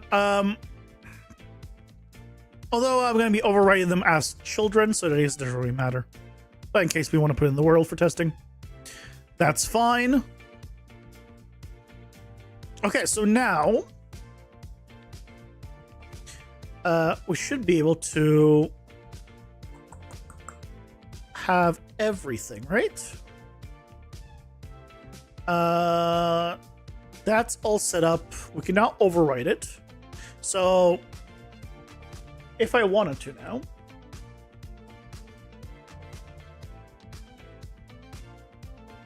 create child. This is going to be let's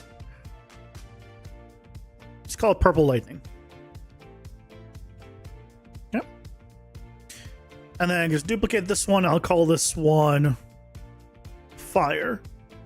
Cause then this fire one.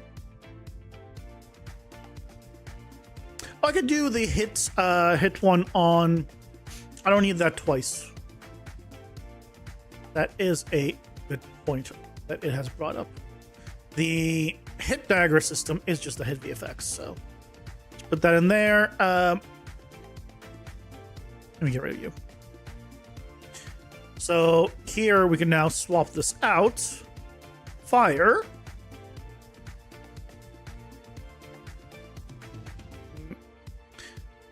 Hit constant fire, simple, and this. Okay, so we need then the constant fire here. And now, if we want to, we just have the player play that one. This needs to be exposed, so we can set up our own. I want that exposed, so we can load up whichever attack we want to. But now we should have a fire one.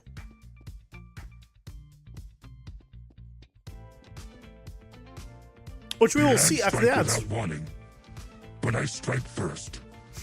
Timeline frozen. We'll see it after the ads. The beautiful fire beam. Where we burn all the enemies. We don't really have. I mean, I guess fire now probably would be pretty cool to keep, but I think fire I'm going to keep for the enemy. Maybe I could use the magic one.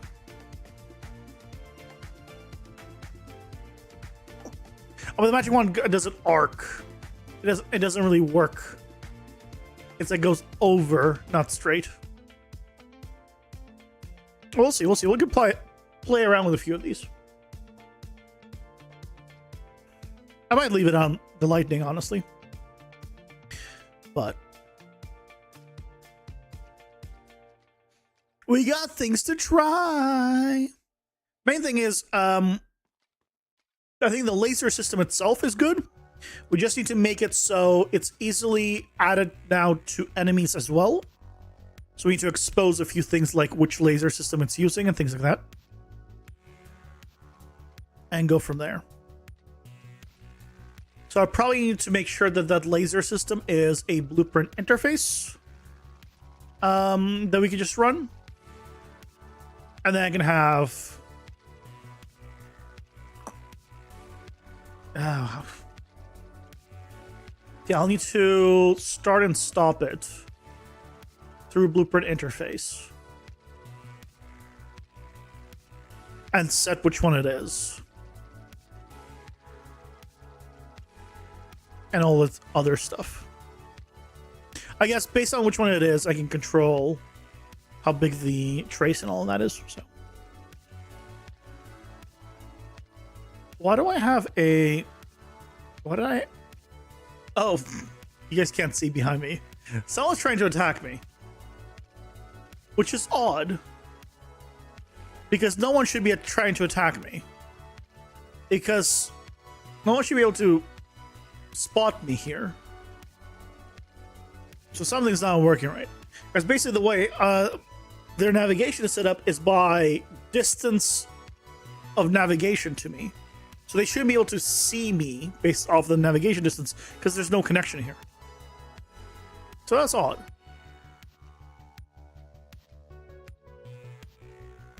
Either way, ads are almost over. Fire beam. Okay. That does not look like a fire beam. Did I not overwrite it?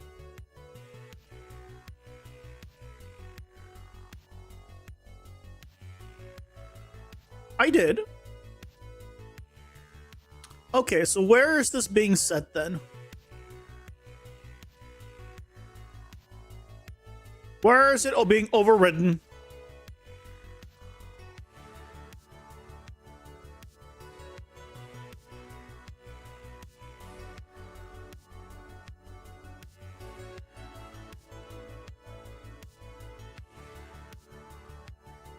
We're just going to set active though. Set active. Set on to activate. Huh?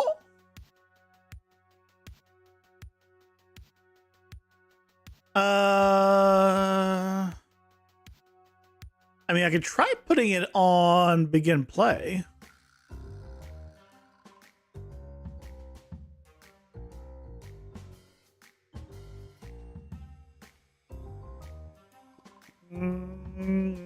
I don't see anywhere where I'm overwriting that.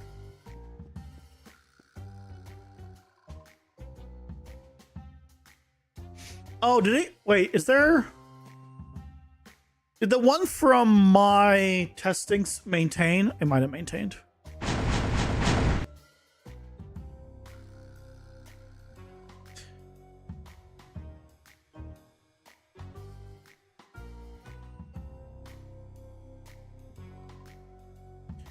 Is the one here somewhere? Oh, event graph. There's no begin play. It's not on construction.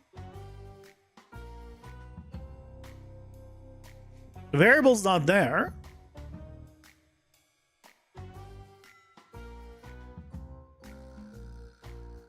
Yes, I have it here. But that shouldn't matter. Because on this one, I've overwritten it. And this is the one we're using.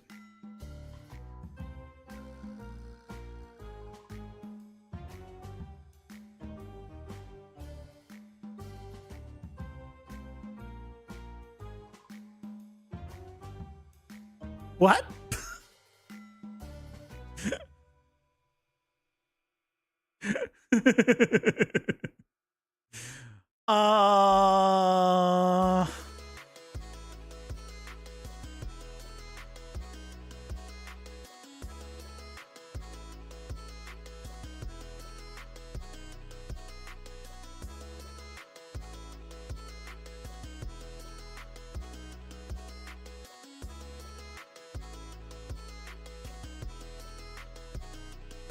Can you get me the class name on this?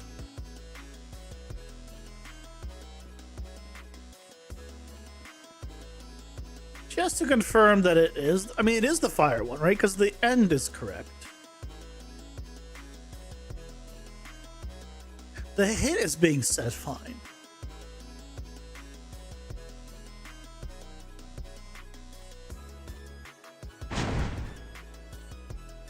Yeah, it's fire.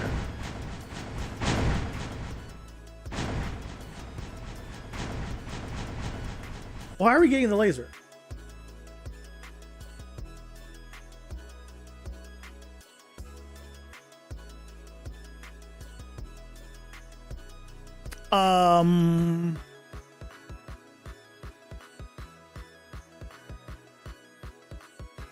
Hit constant. Here, I'll try just a different one entirely. A blue one.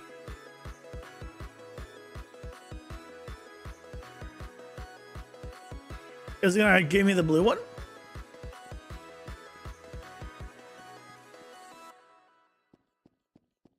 I mean, I need to go like searching for where the secret override is, isn't it? Or aren't I?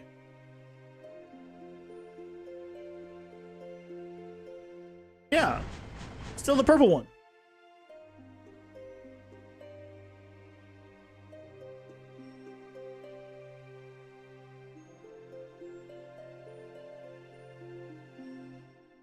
Huh. Okay.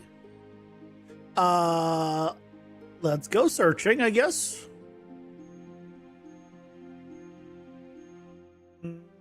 Setting position, setting extents, auto activate. Oh wait, this is link VFX. Wait, what's the link VFX? Oh. Oh. There's another one. My mistake. I didn't realize there's three because it was paired. I always just look at these as scene components. And okay, you know what? Fair enough. I did look close enough. That one's on me. So this is Link VFX.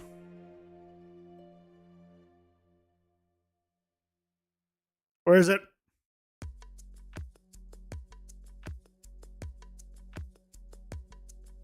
Link VFX on? Where's just Link VFX? Oh, I'm an idiot. God. Isn't that time? Isn't that time when my brain is just shutting off? Is this what's happening?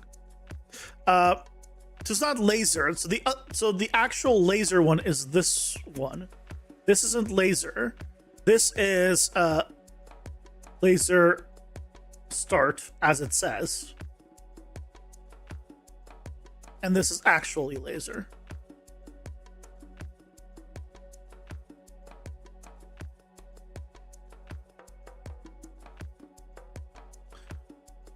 Okay.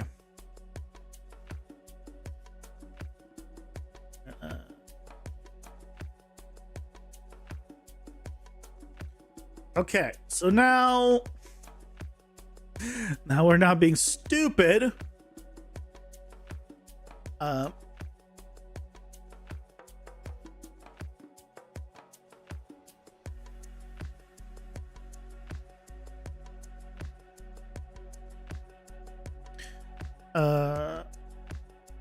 you go.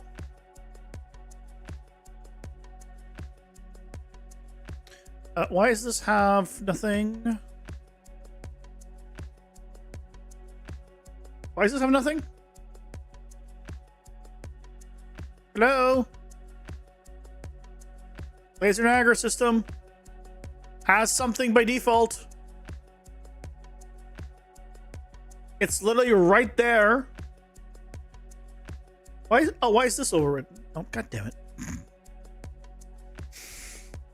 Okay, we're fine. We're fine. We're fine.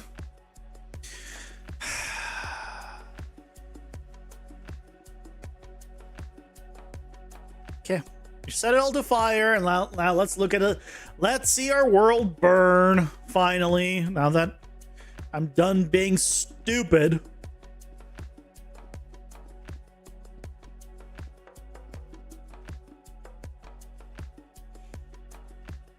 We're probably gonna still keep the purple laser thing just because of the purple bolt, but we'll have options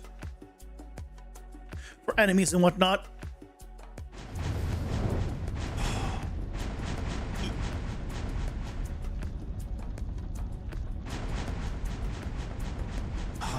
That's pretty cool.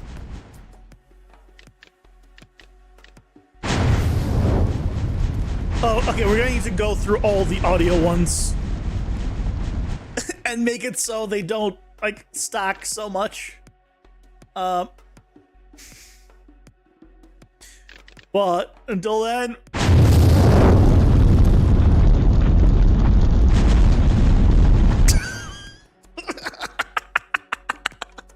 I think we have the world burned.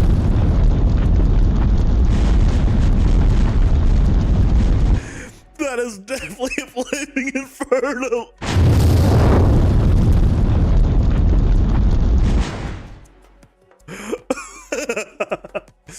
Okay, now I'm a little tempted to keep it this way, where it sounds like this, because that sounded awesome. Maybe I shouldn't limit it to one sound. I don't know. Maybe I should have it stacked, but the audio is too loud is the problem. I need a way of like limiting the audio volume based on how many there are, so that way equalizes back down to like a reasonable like level and doesn't like blow your ears out. It sounds so good though.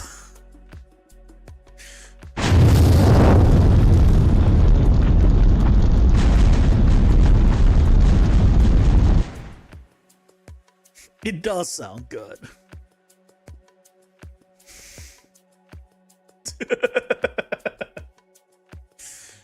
Okay, well, that's working. Great.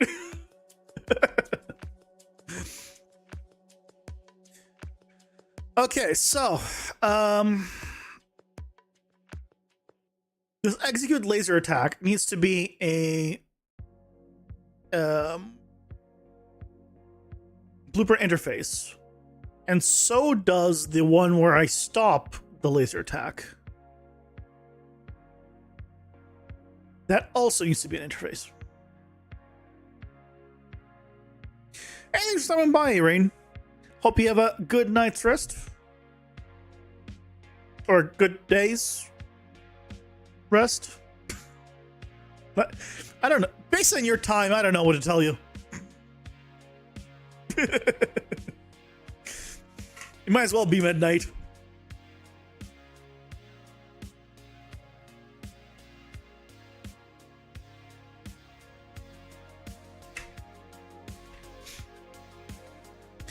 Okay, let's you're not sleeping, it's only midnight. I hate that I have to be an adult and I go to sleep at 11 o'clock.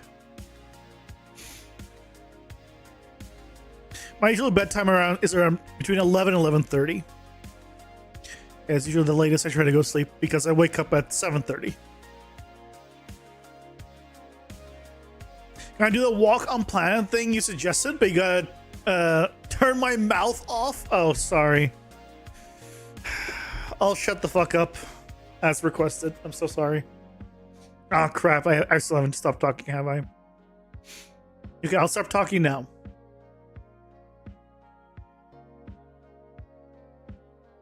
This is hard. Oh shit, I did it again.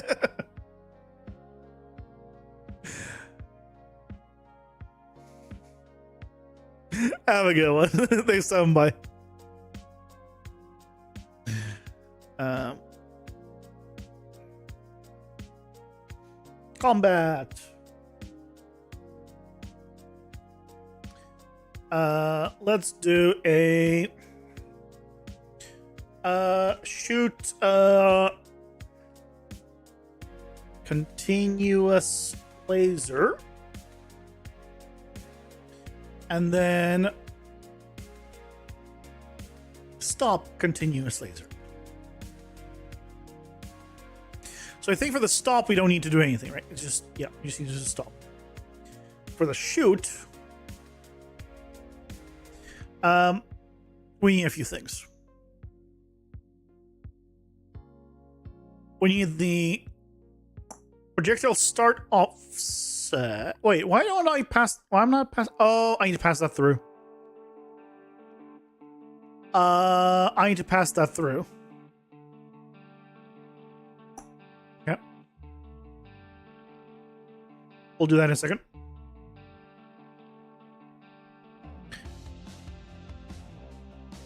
It's not projectile. It's just start start offset.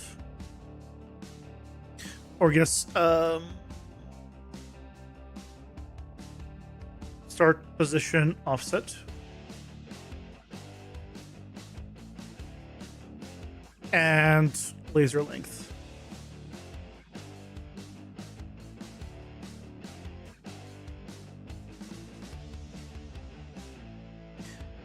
Okay.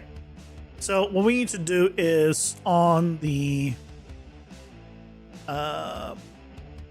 here, I need to also bring in the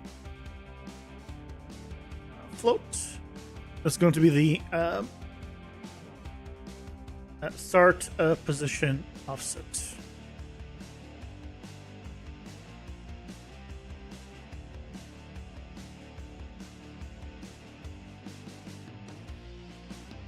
Can I put all this thing on a... Oh, it is already a function. Never mind. Projectile start offset. Get projectile start offset. There we go.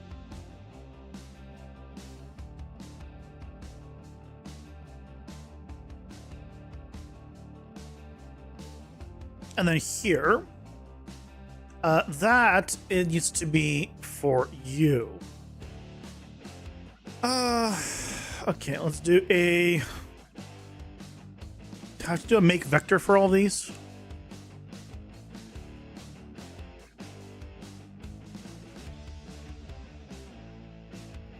Not that vector.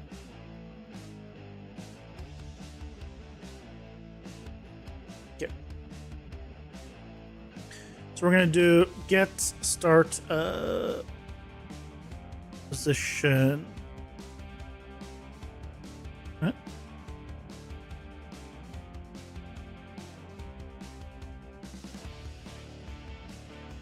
Oh, because of the event graph.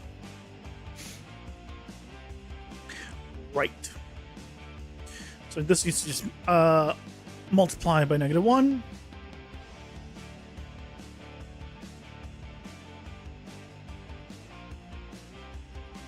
So this one is not multiplied by -1.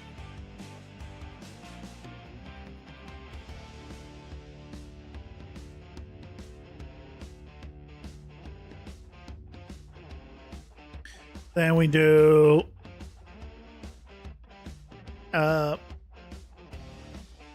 oh, hold on. That was -x, actually. So this was negative, but just x.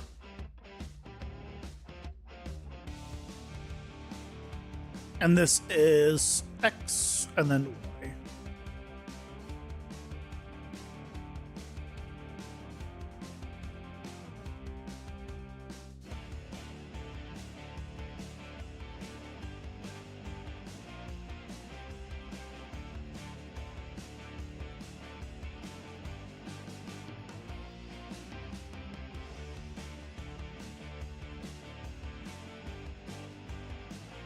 Okay.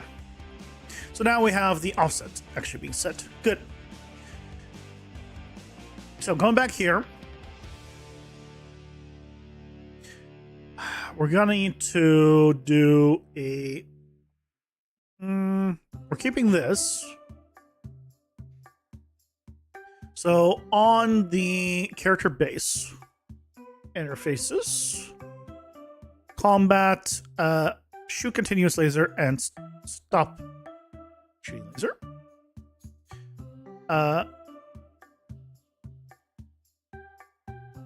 Wait. Start offset, damage per second, max length. Did I not add damage per second? I did not.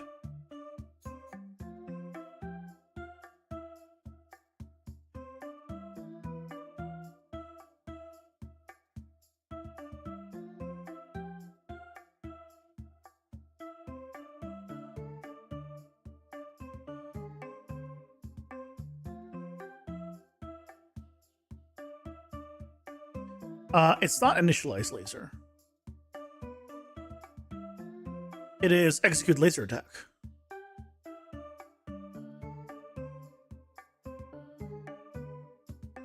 Execute laser attack. Okay, start position. Length. Damage per second. Good. And then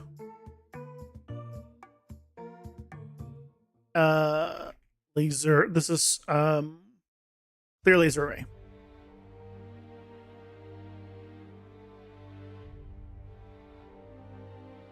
This goes under combat.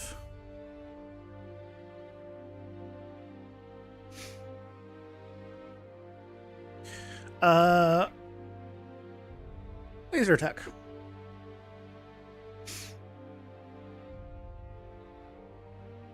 Okay, and now, so that now all of them should be able to do it. So here we can just do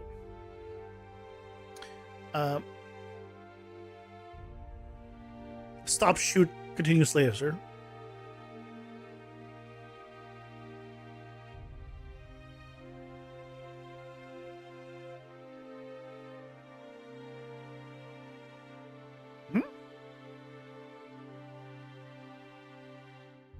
Instead of that, and same laser attack cancel. We'll just here reset laser attack. Execute laser. So instead of execute laser attack, this is shoot continuous laser. Don't need this.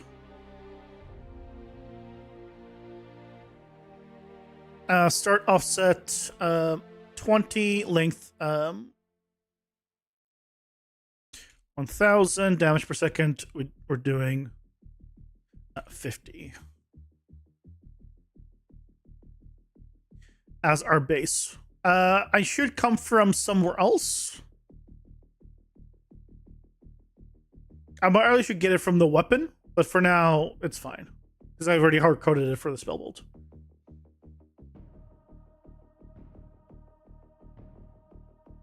The other one that we need to do, though, is this. This needs to be an actual input.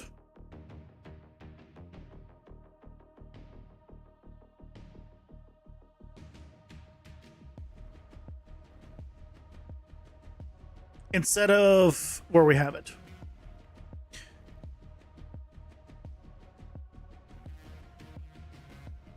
So this should be of a type actor.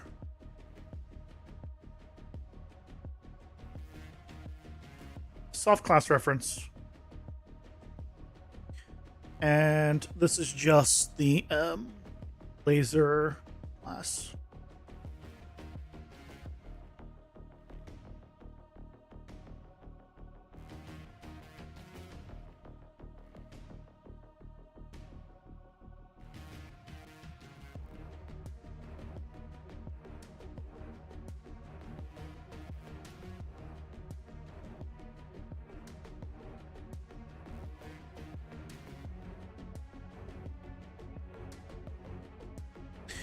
I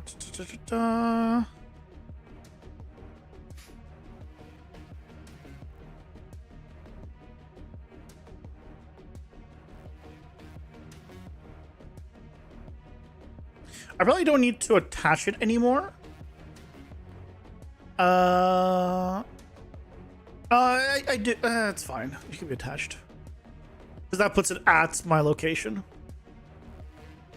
But I mean, I guess I don't need to attach it if I just do get owner and then get actual location. Right. So for the testing, we need to attach it for convenience. I don't think we need to do that anymore.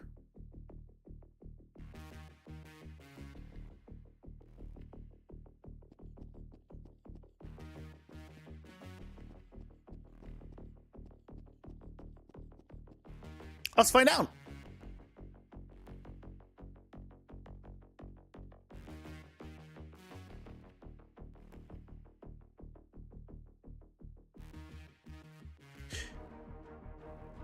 Never mind. Axis done trying to... Oh. Well, I just kind of broke some stuff and then asked it. I'm pretty sure this is gonna work, but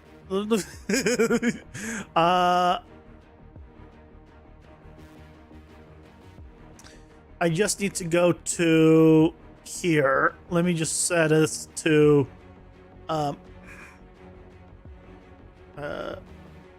it's purple lightning for now. But I need to add it here as well.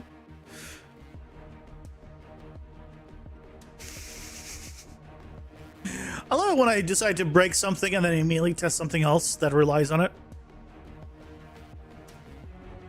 Smart.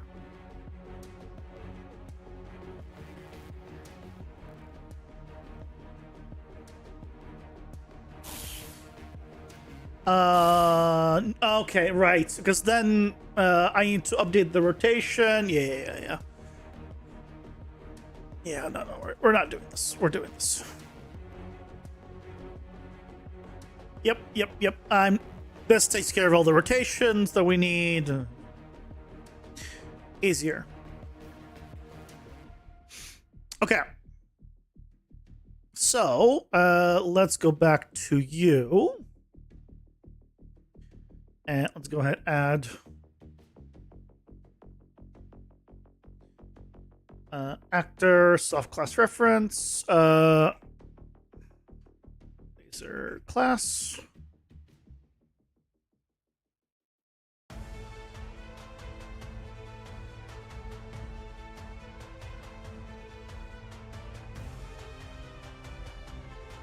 And now here I can type in purple lightning, and now we should be good. And I'll be able to use this the blueprint interface to also set it up for enemies, and it will attach it to those enemies, and we should be good. We'll just need to control the rotation speed.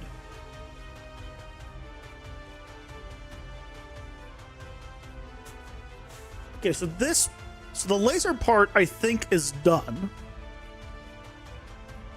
The next thing to do is to set it up so they can rotate towards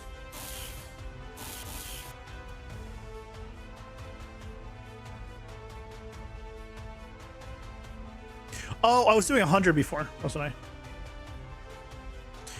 I? Is to set it up so we can have a rotation of the actor slowly towards the player. Now, I set that up originally for the bear boss or Steel Claw, but I think we changed the system to randomly rotate back. Either way, the whole slow rotation,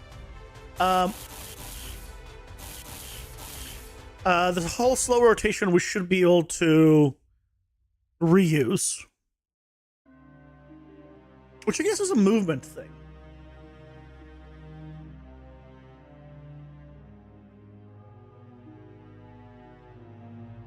Yeah, this should be a slow rotation towards player.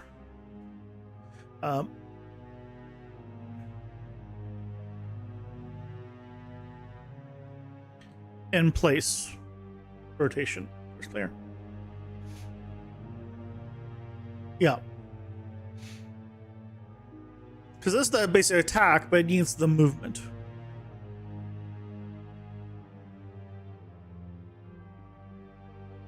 So, yeah. So I think the laser part I think is done.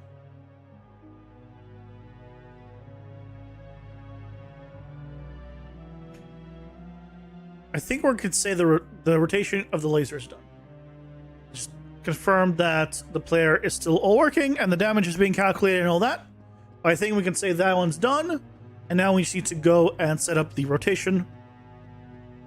Because obviously we don't need to do that for the player. Players control differently. The one afterward is, I still don't know how I'm going to do the cone thing.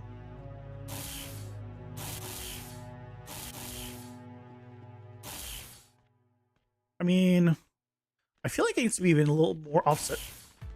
Yeah, doing damage. It's not very strong, I will say.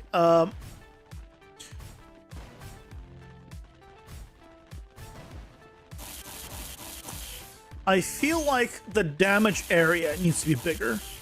It is way too single target. Hold on, why is it so single target? I guess I'll uncheck that.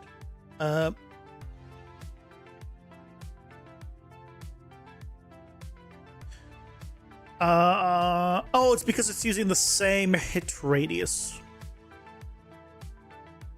We should change that.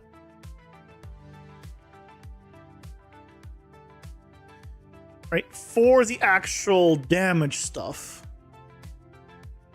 I shouldn't be using the hit radius. This is the radius on the effect. Oh, but I guess it does need to be the same. Right, it does need to be the same. Because obviously... Let me see how big it is. How big is this laser?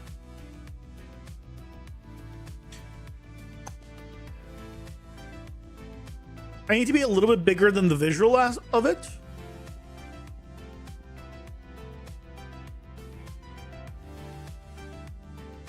Oh, you know what I should do?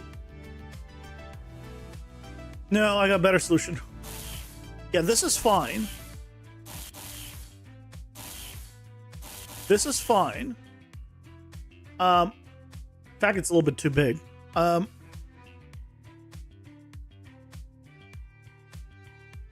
40. What I should do is, if it hits something,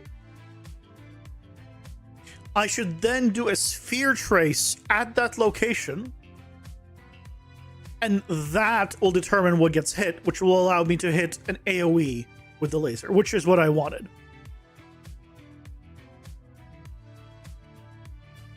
So this hit radius is more like laser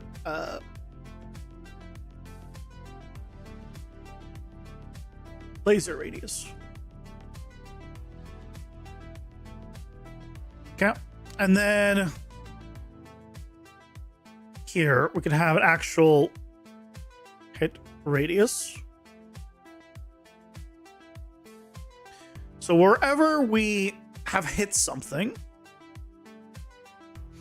okay,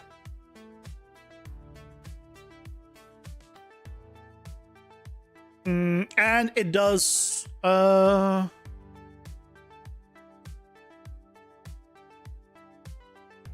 this needs to be before this check.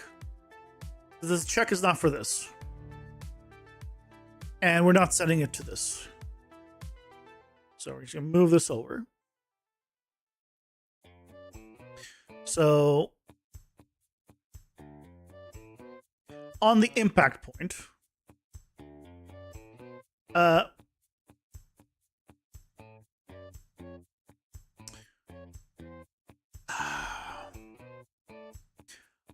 this is actually gonna be a little more complicated because it's a multi-sphere trace.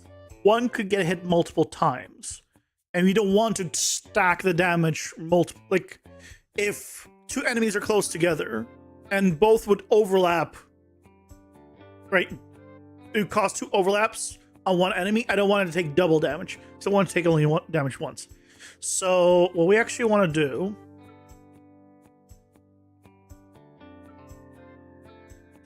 is on the hit actor, we do a sphere, multi-sphere trace by channel.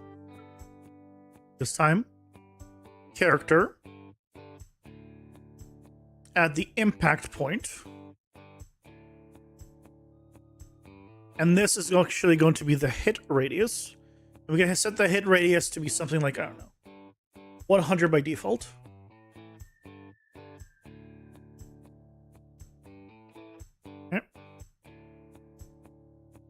actors to ignore. We're still ignoring hitting ourselves. And then for each loop,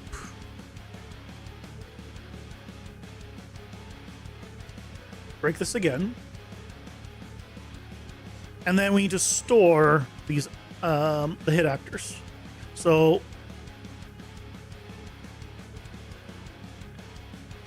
that is going to be hit actors, and we're going to do add unique. So we don't store it multiple times.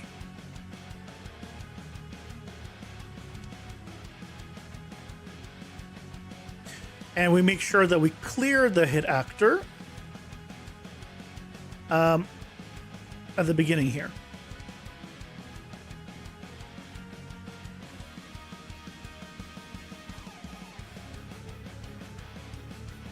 So every time it does the time, right, it gets the new list. This is a new damage sequence. But it's going to do add unique. And when it's done doing the add unique, so when it's done off of this guy,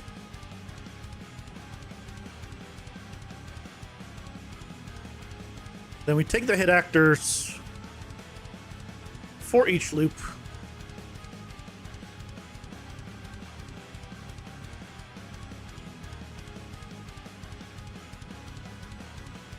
Check if it has the interface, and then send the information if it does. There we go. So now we'll stop being so single target.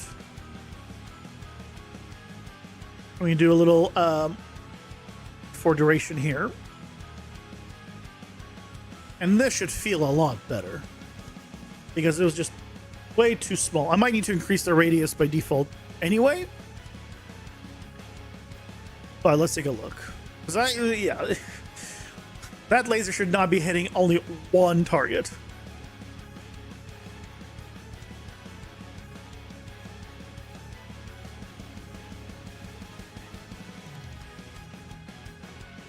Oh, I didn't grab the weapon.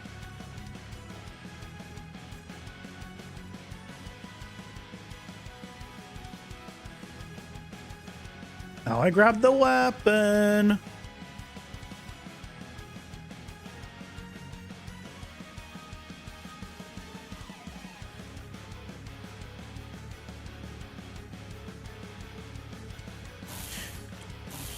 That seems better.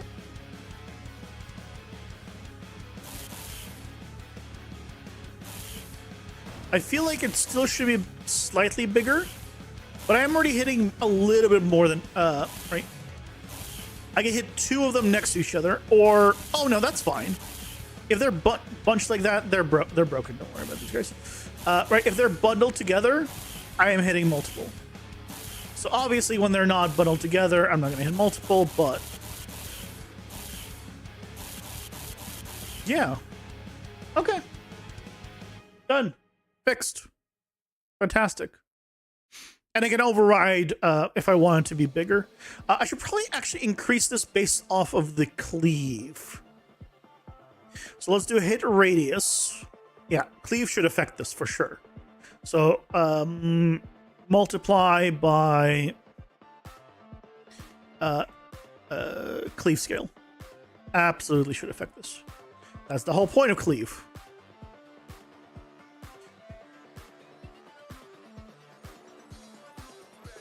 So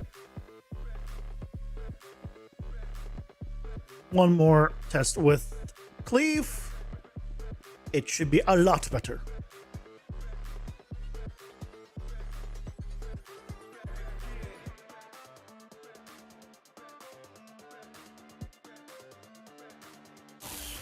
Alright, so that's our circle.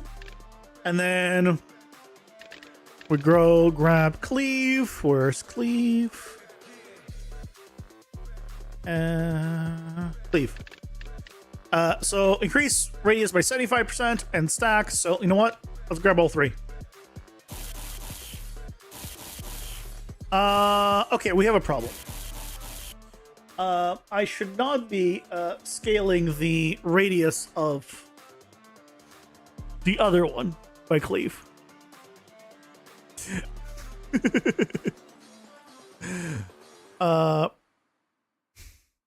Laser radius.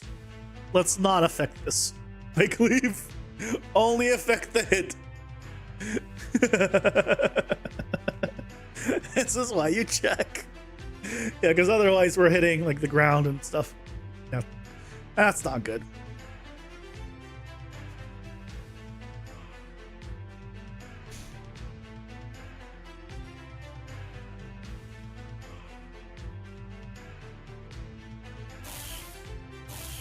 Okay.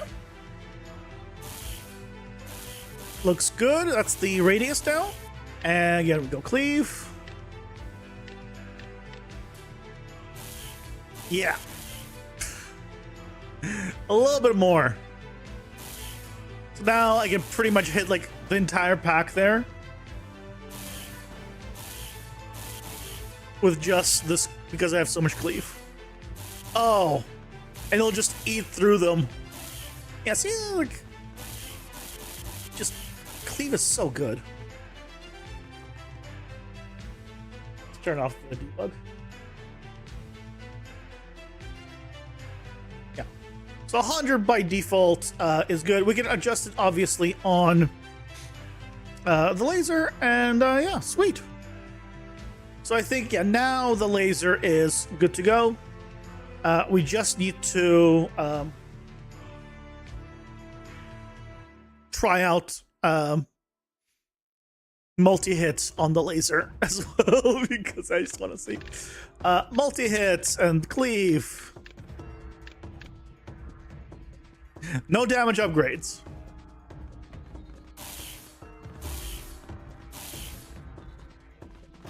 Oh my god, I could do piercing.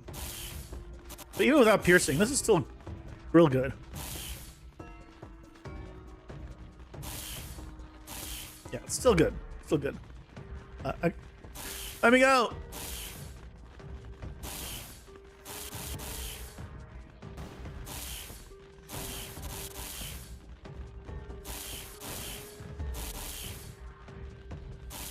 Why did I just go into the hold attack of melee? That was interesting.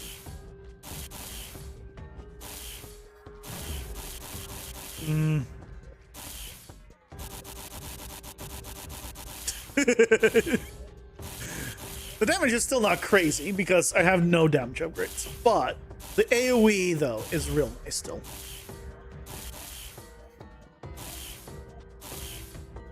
I can still shotgun him to increase the damage I do. I'm dead. Why am I not playing the dead animation? Why is that a bug? Why is that still a bug? Either way. Laser part is done. Tomorrow we'll set up the slow in-place rotation towards the player. That should be good. But yay, we can now shoot lasers, and they're so much better. Holy shit, it's so much better. Let's take a look at real quick at the boss that has the slow rotation. Steel Claw. Or it has rotation as one of his mechanics, just to see what I did. I'm pretty sure it's just a rotate interp 2.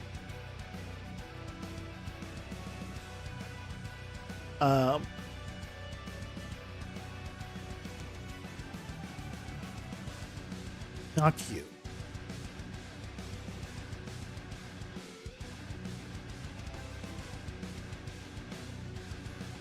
Yeah, it's on tick because it is a R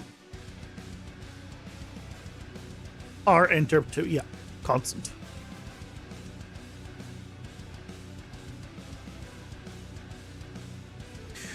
Could you do R interp 2 if instead of world delta seconds you put in a flat timer? No, right? Because if you had a lag spike, that wouldn't work. Like if your frames were not consistent, that wouldn't work.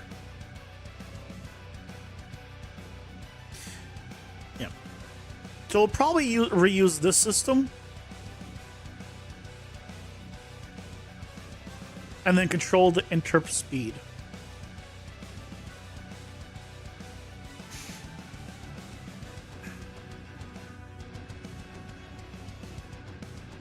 Tracing for the pawn. What is it? Tracing for the pawn?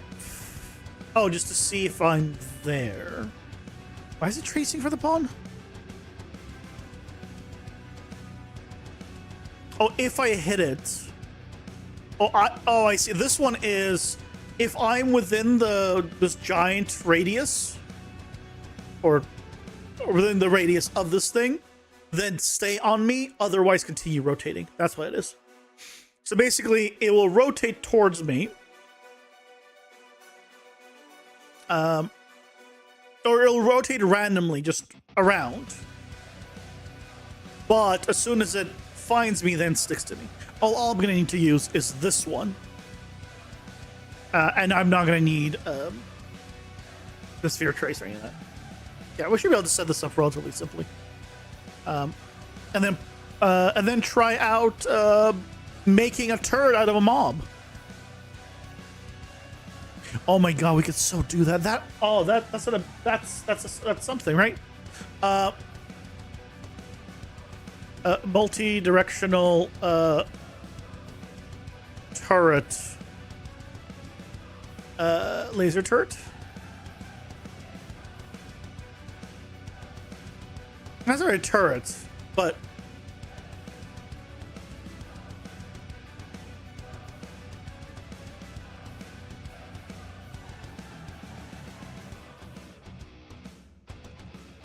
spin.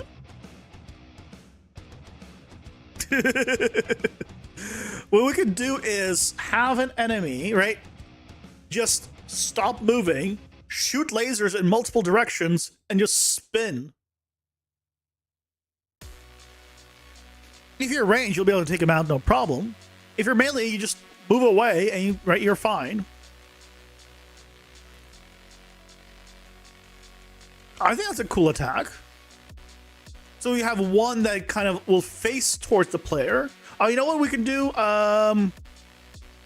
Rotation laser. Here, I'll move these here. We have a rotation laser. Then we have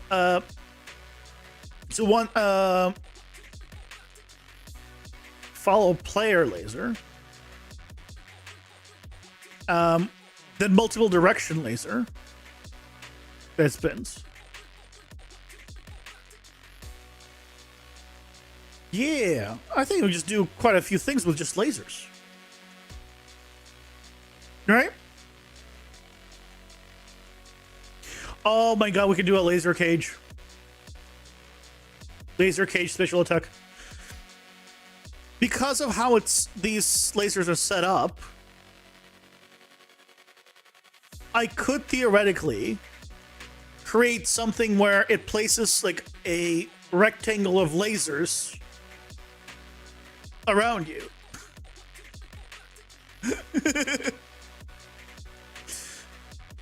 Right? I think that'd be fun. And for a special enemy, not like any trash mob. I think that'd be good fun. Basically, if you're here, right, it could place 4 lasers, like a box, and it'll be able to go through, no problem. It won't get hit by them. And you can leave. You'll just need to you'll get hit by them temporarily. I think that's cool. Right, if you want, you can wait a little.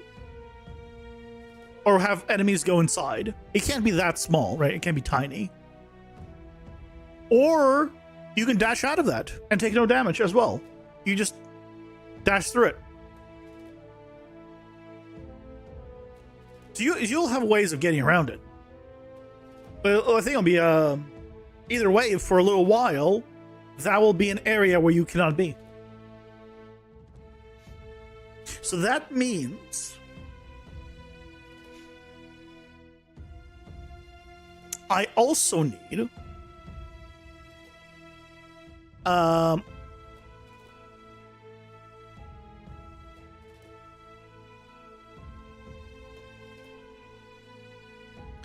I also need a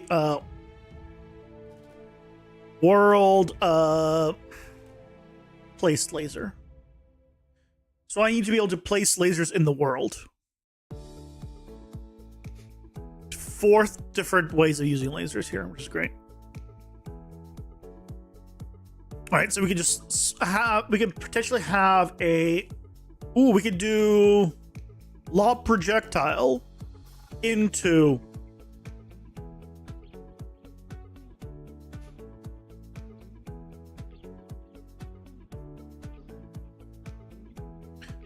lob projectile into spinning world laser.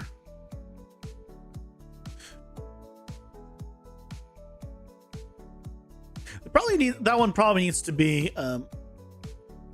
special. But basically, right, we just have an enemy wherever the projectile, the thing hits. We spawn a laser attack. You can go put that on bosses. We can put that on just champion mobs. Yeah, we do so much with lasers. Lasers are so great. I like lasers. I need an answer to cone spray. I want a cone attack, but hell if I know how the hell to do a trace on a cone. Because you could do a custom shape and do overlap checks, but it's not the same, right? It's just not the same. So you have to do complex, and it's just, it's not the same. So I'll have to figure out something. But we got ourselves a laser. Step 1 of our firing our laser is done. And I'm pretty happy with it. Especially compared to the previous one. I think it's a big improvement. Yeah, the plan for tomorrow is continuing the laser stuff. Starting with the in-place rotation. So we can start already setting that up. Because we'll need that in-place rotation logic in multiple places. So we might make it a blueprint function library for some of that stuff. We'll see. We'll see. Some parts will need to be unique every time. We'll see. Anyway, I hope you all had a good time. Maybe learned something or things not to do. And I'll be back tomorrow for some more fun and game. This game. Hope you'll have a fantastic rest of your night. And I'll see you tomorrow. Take care, everyone. Bye-bye.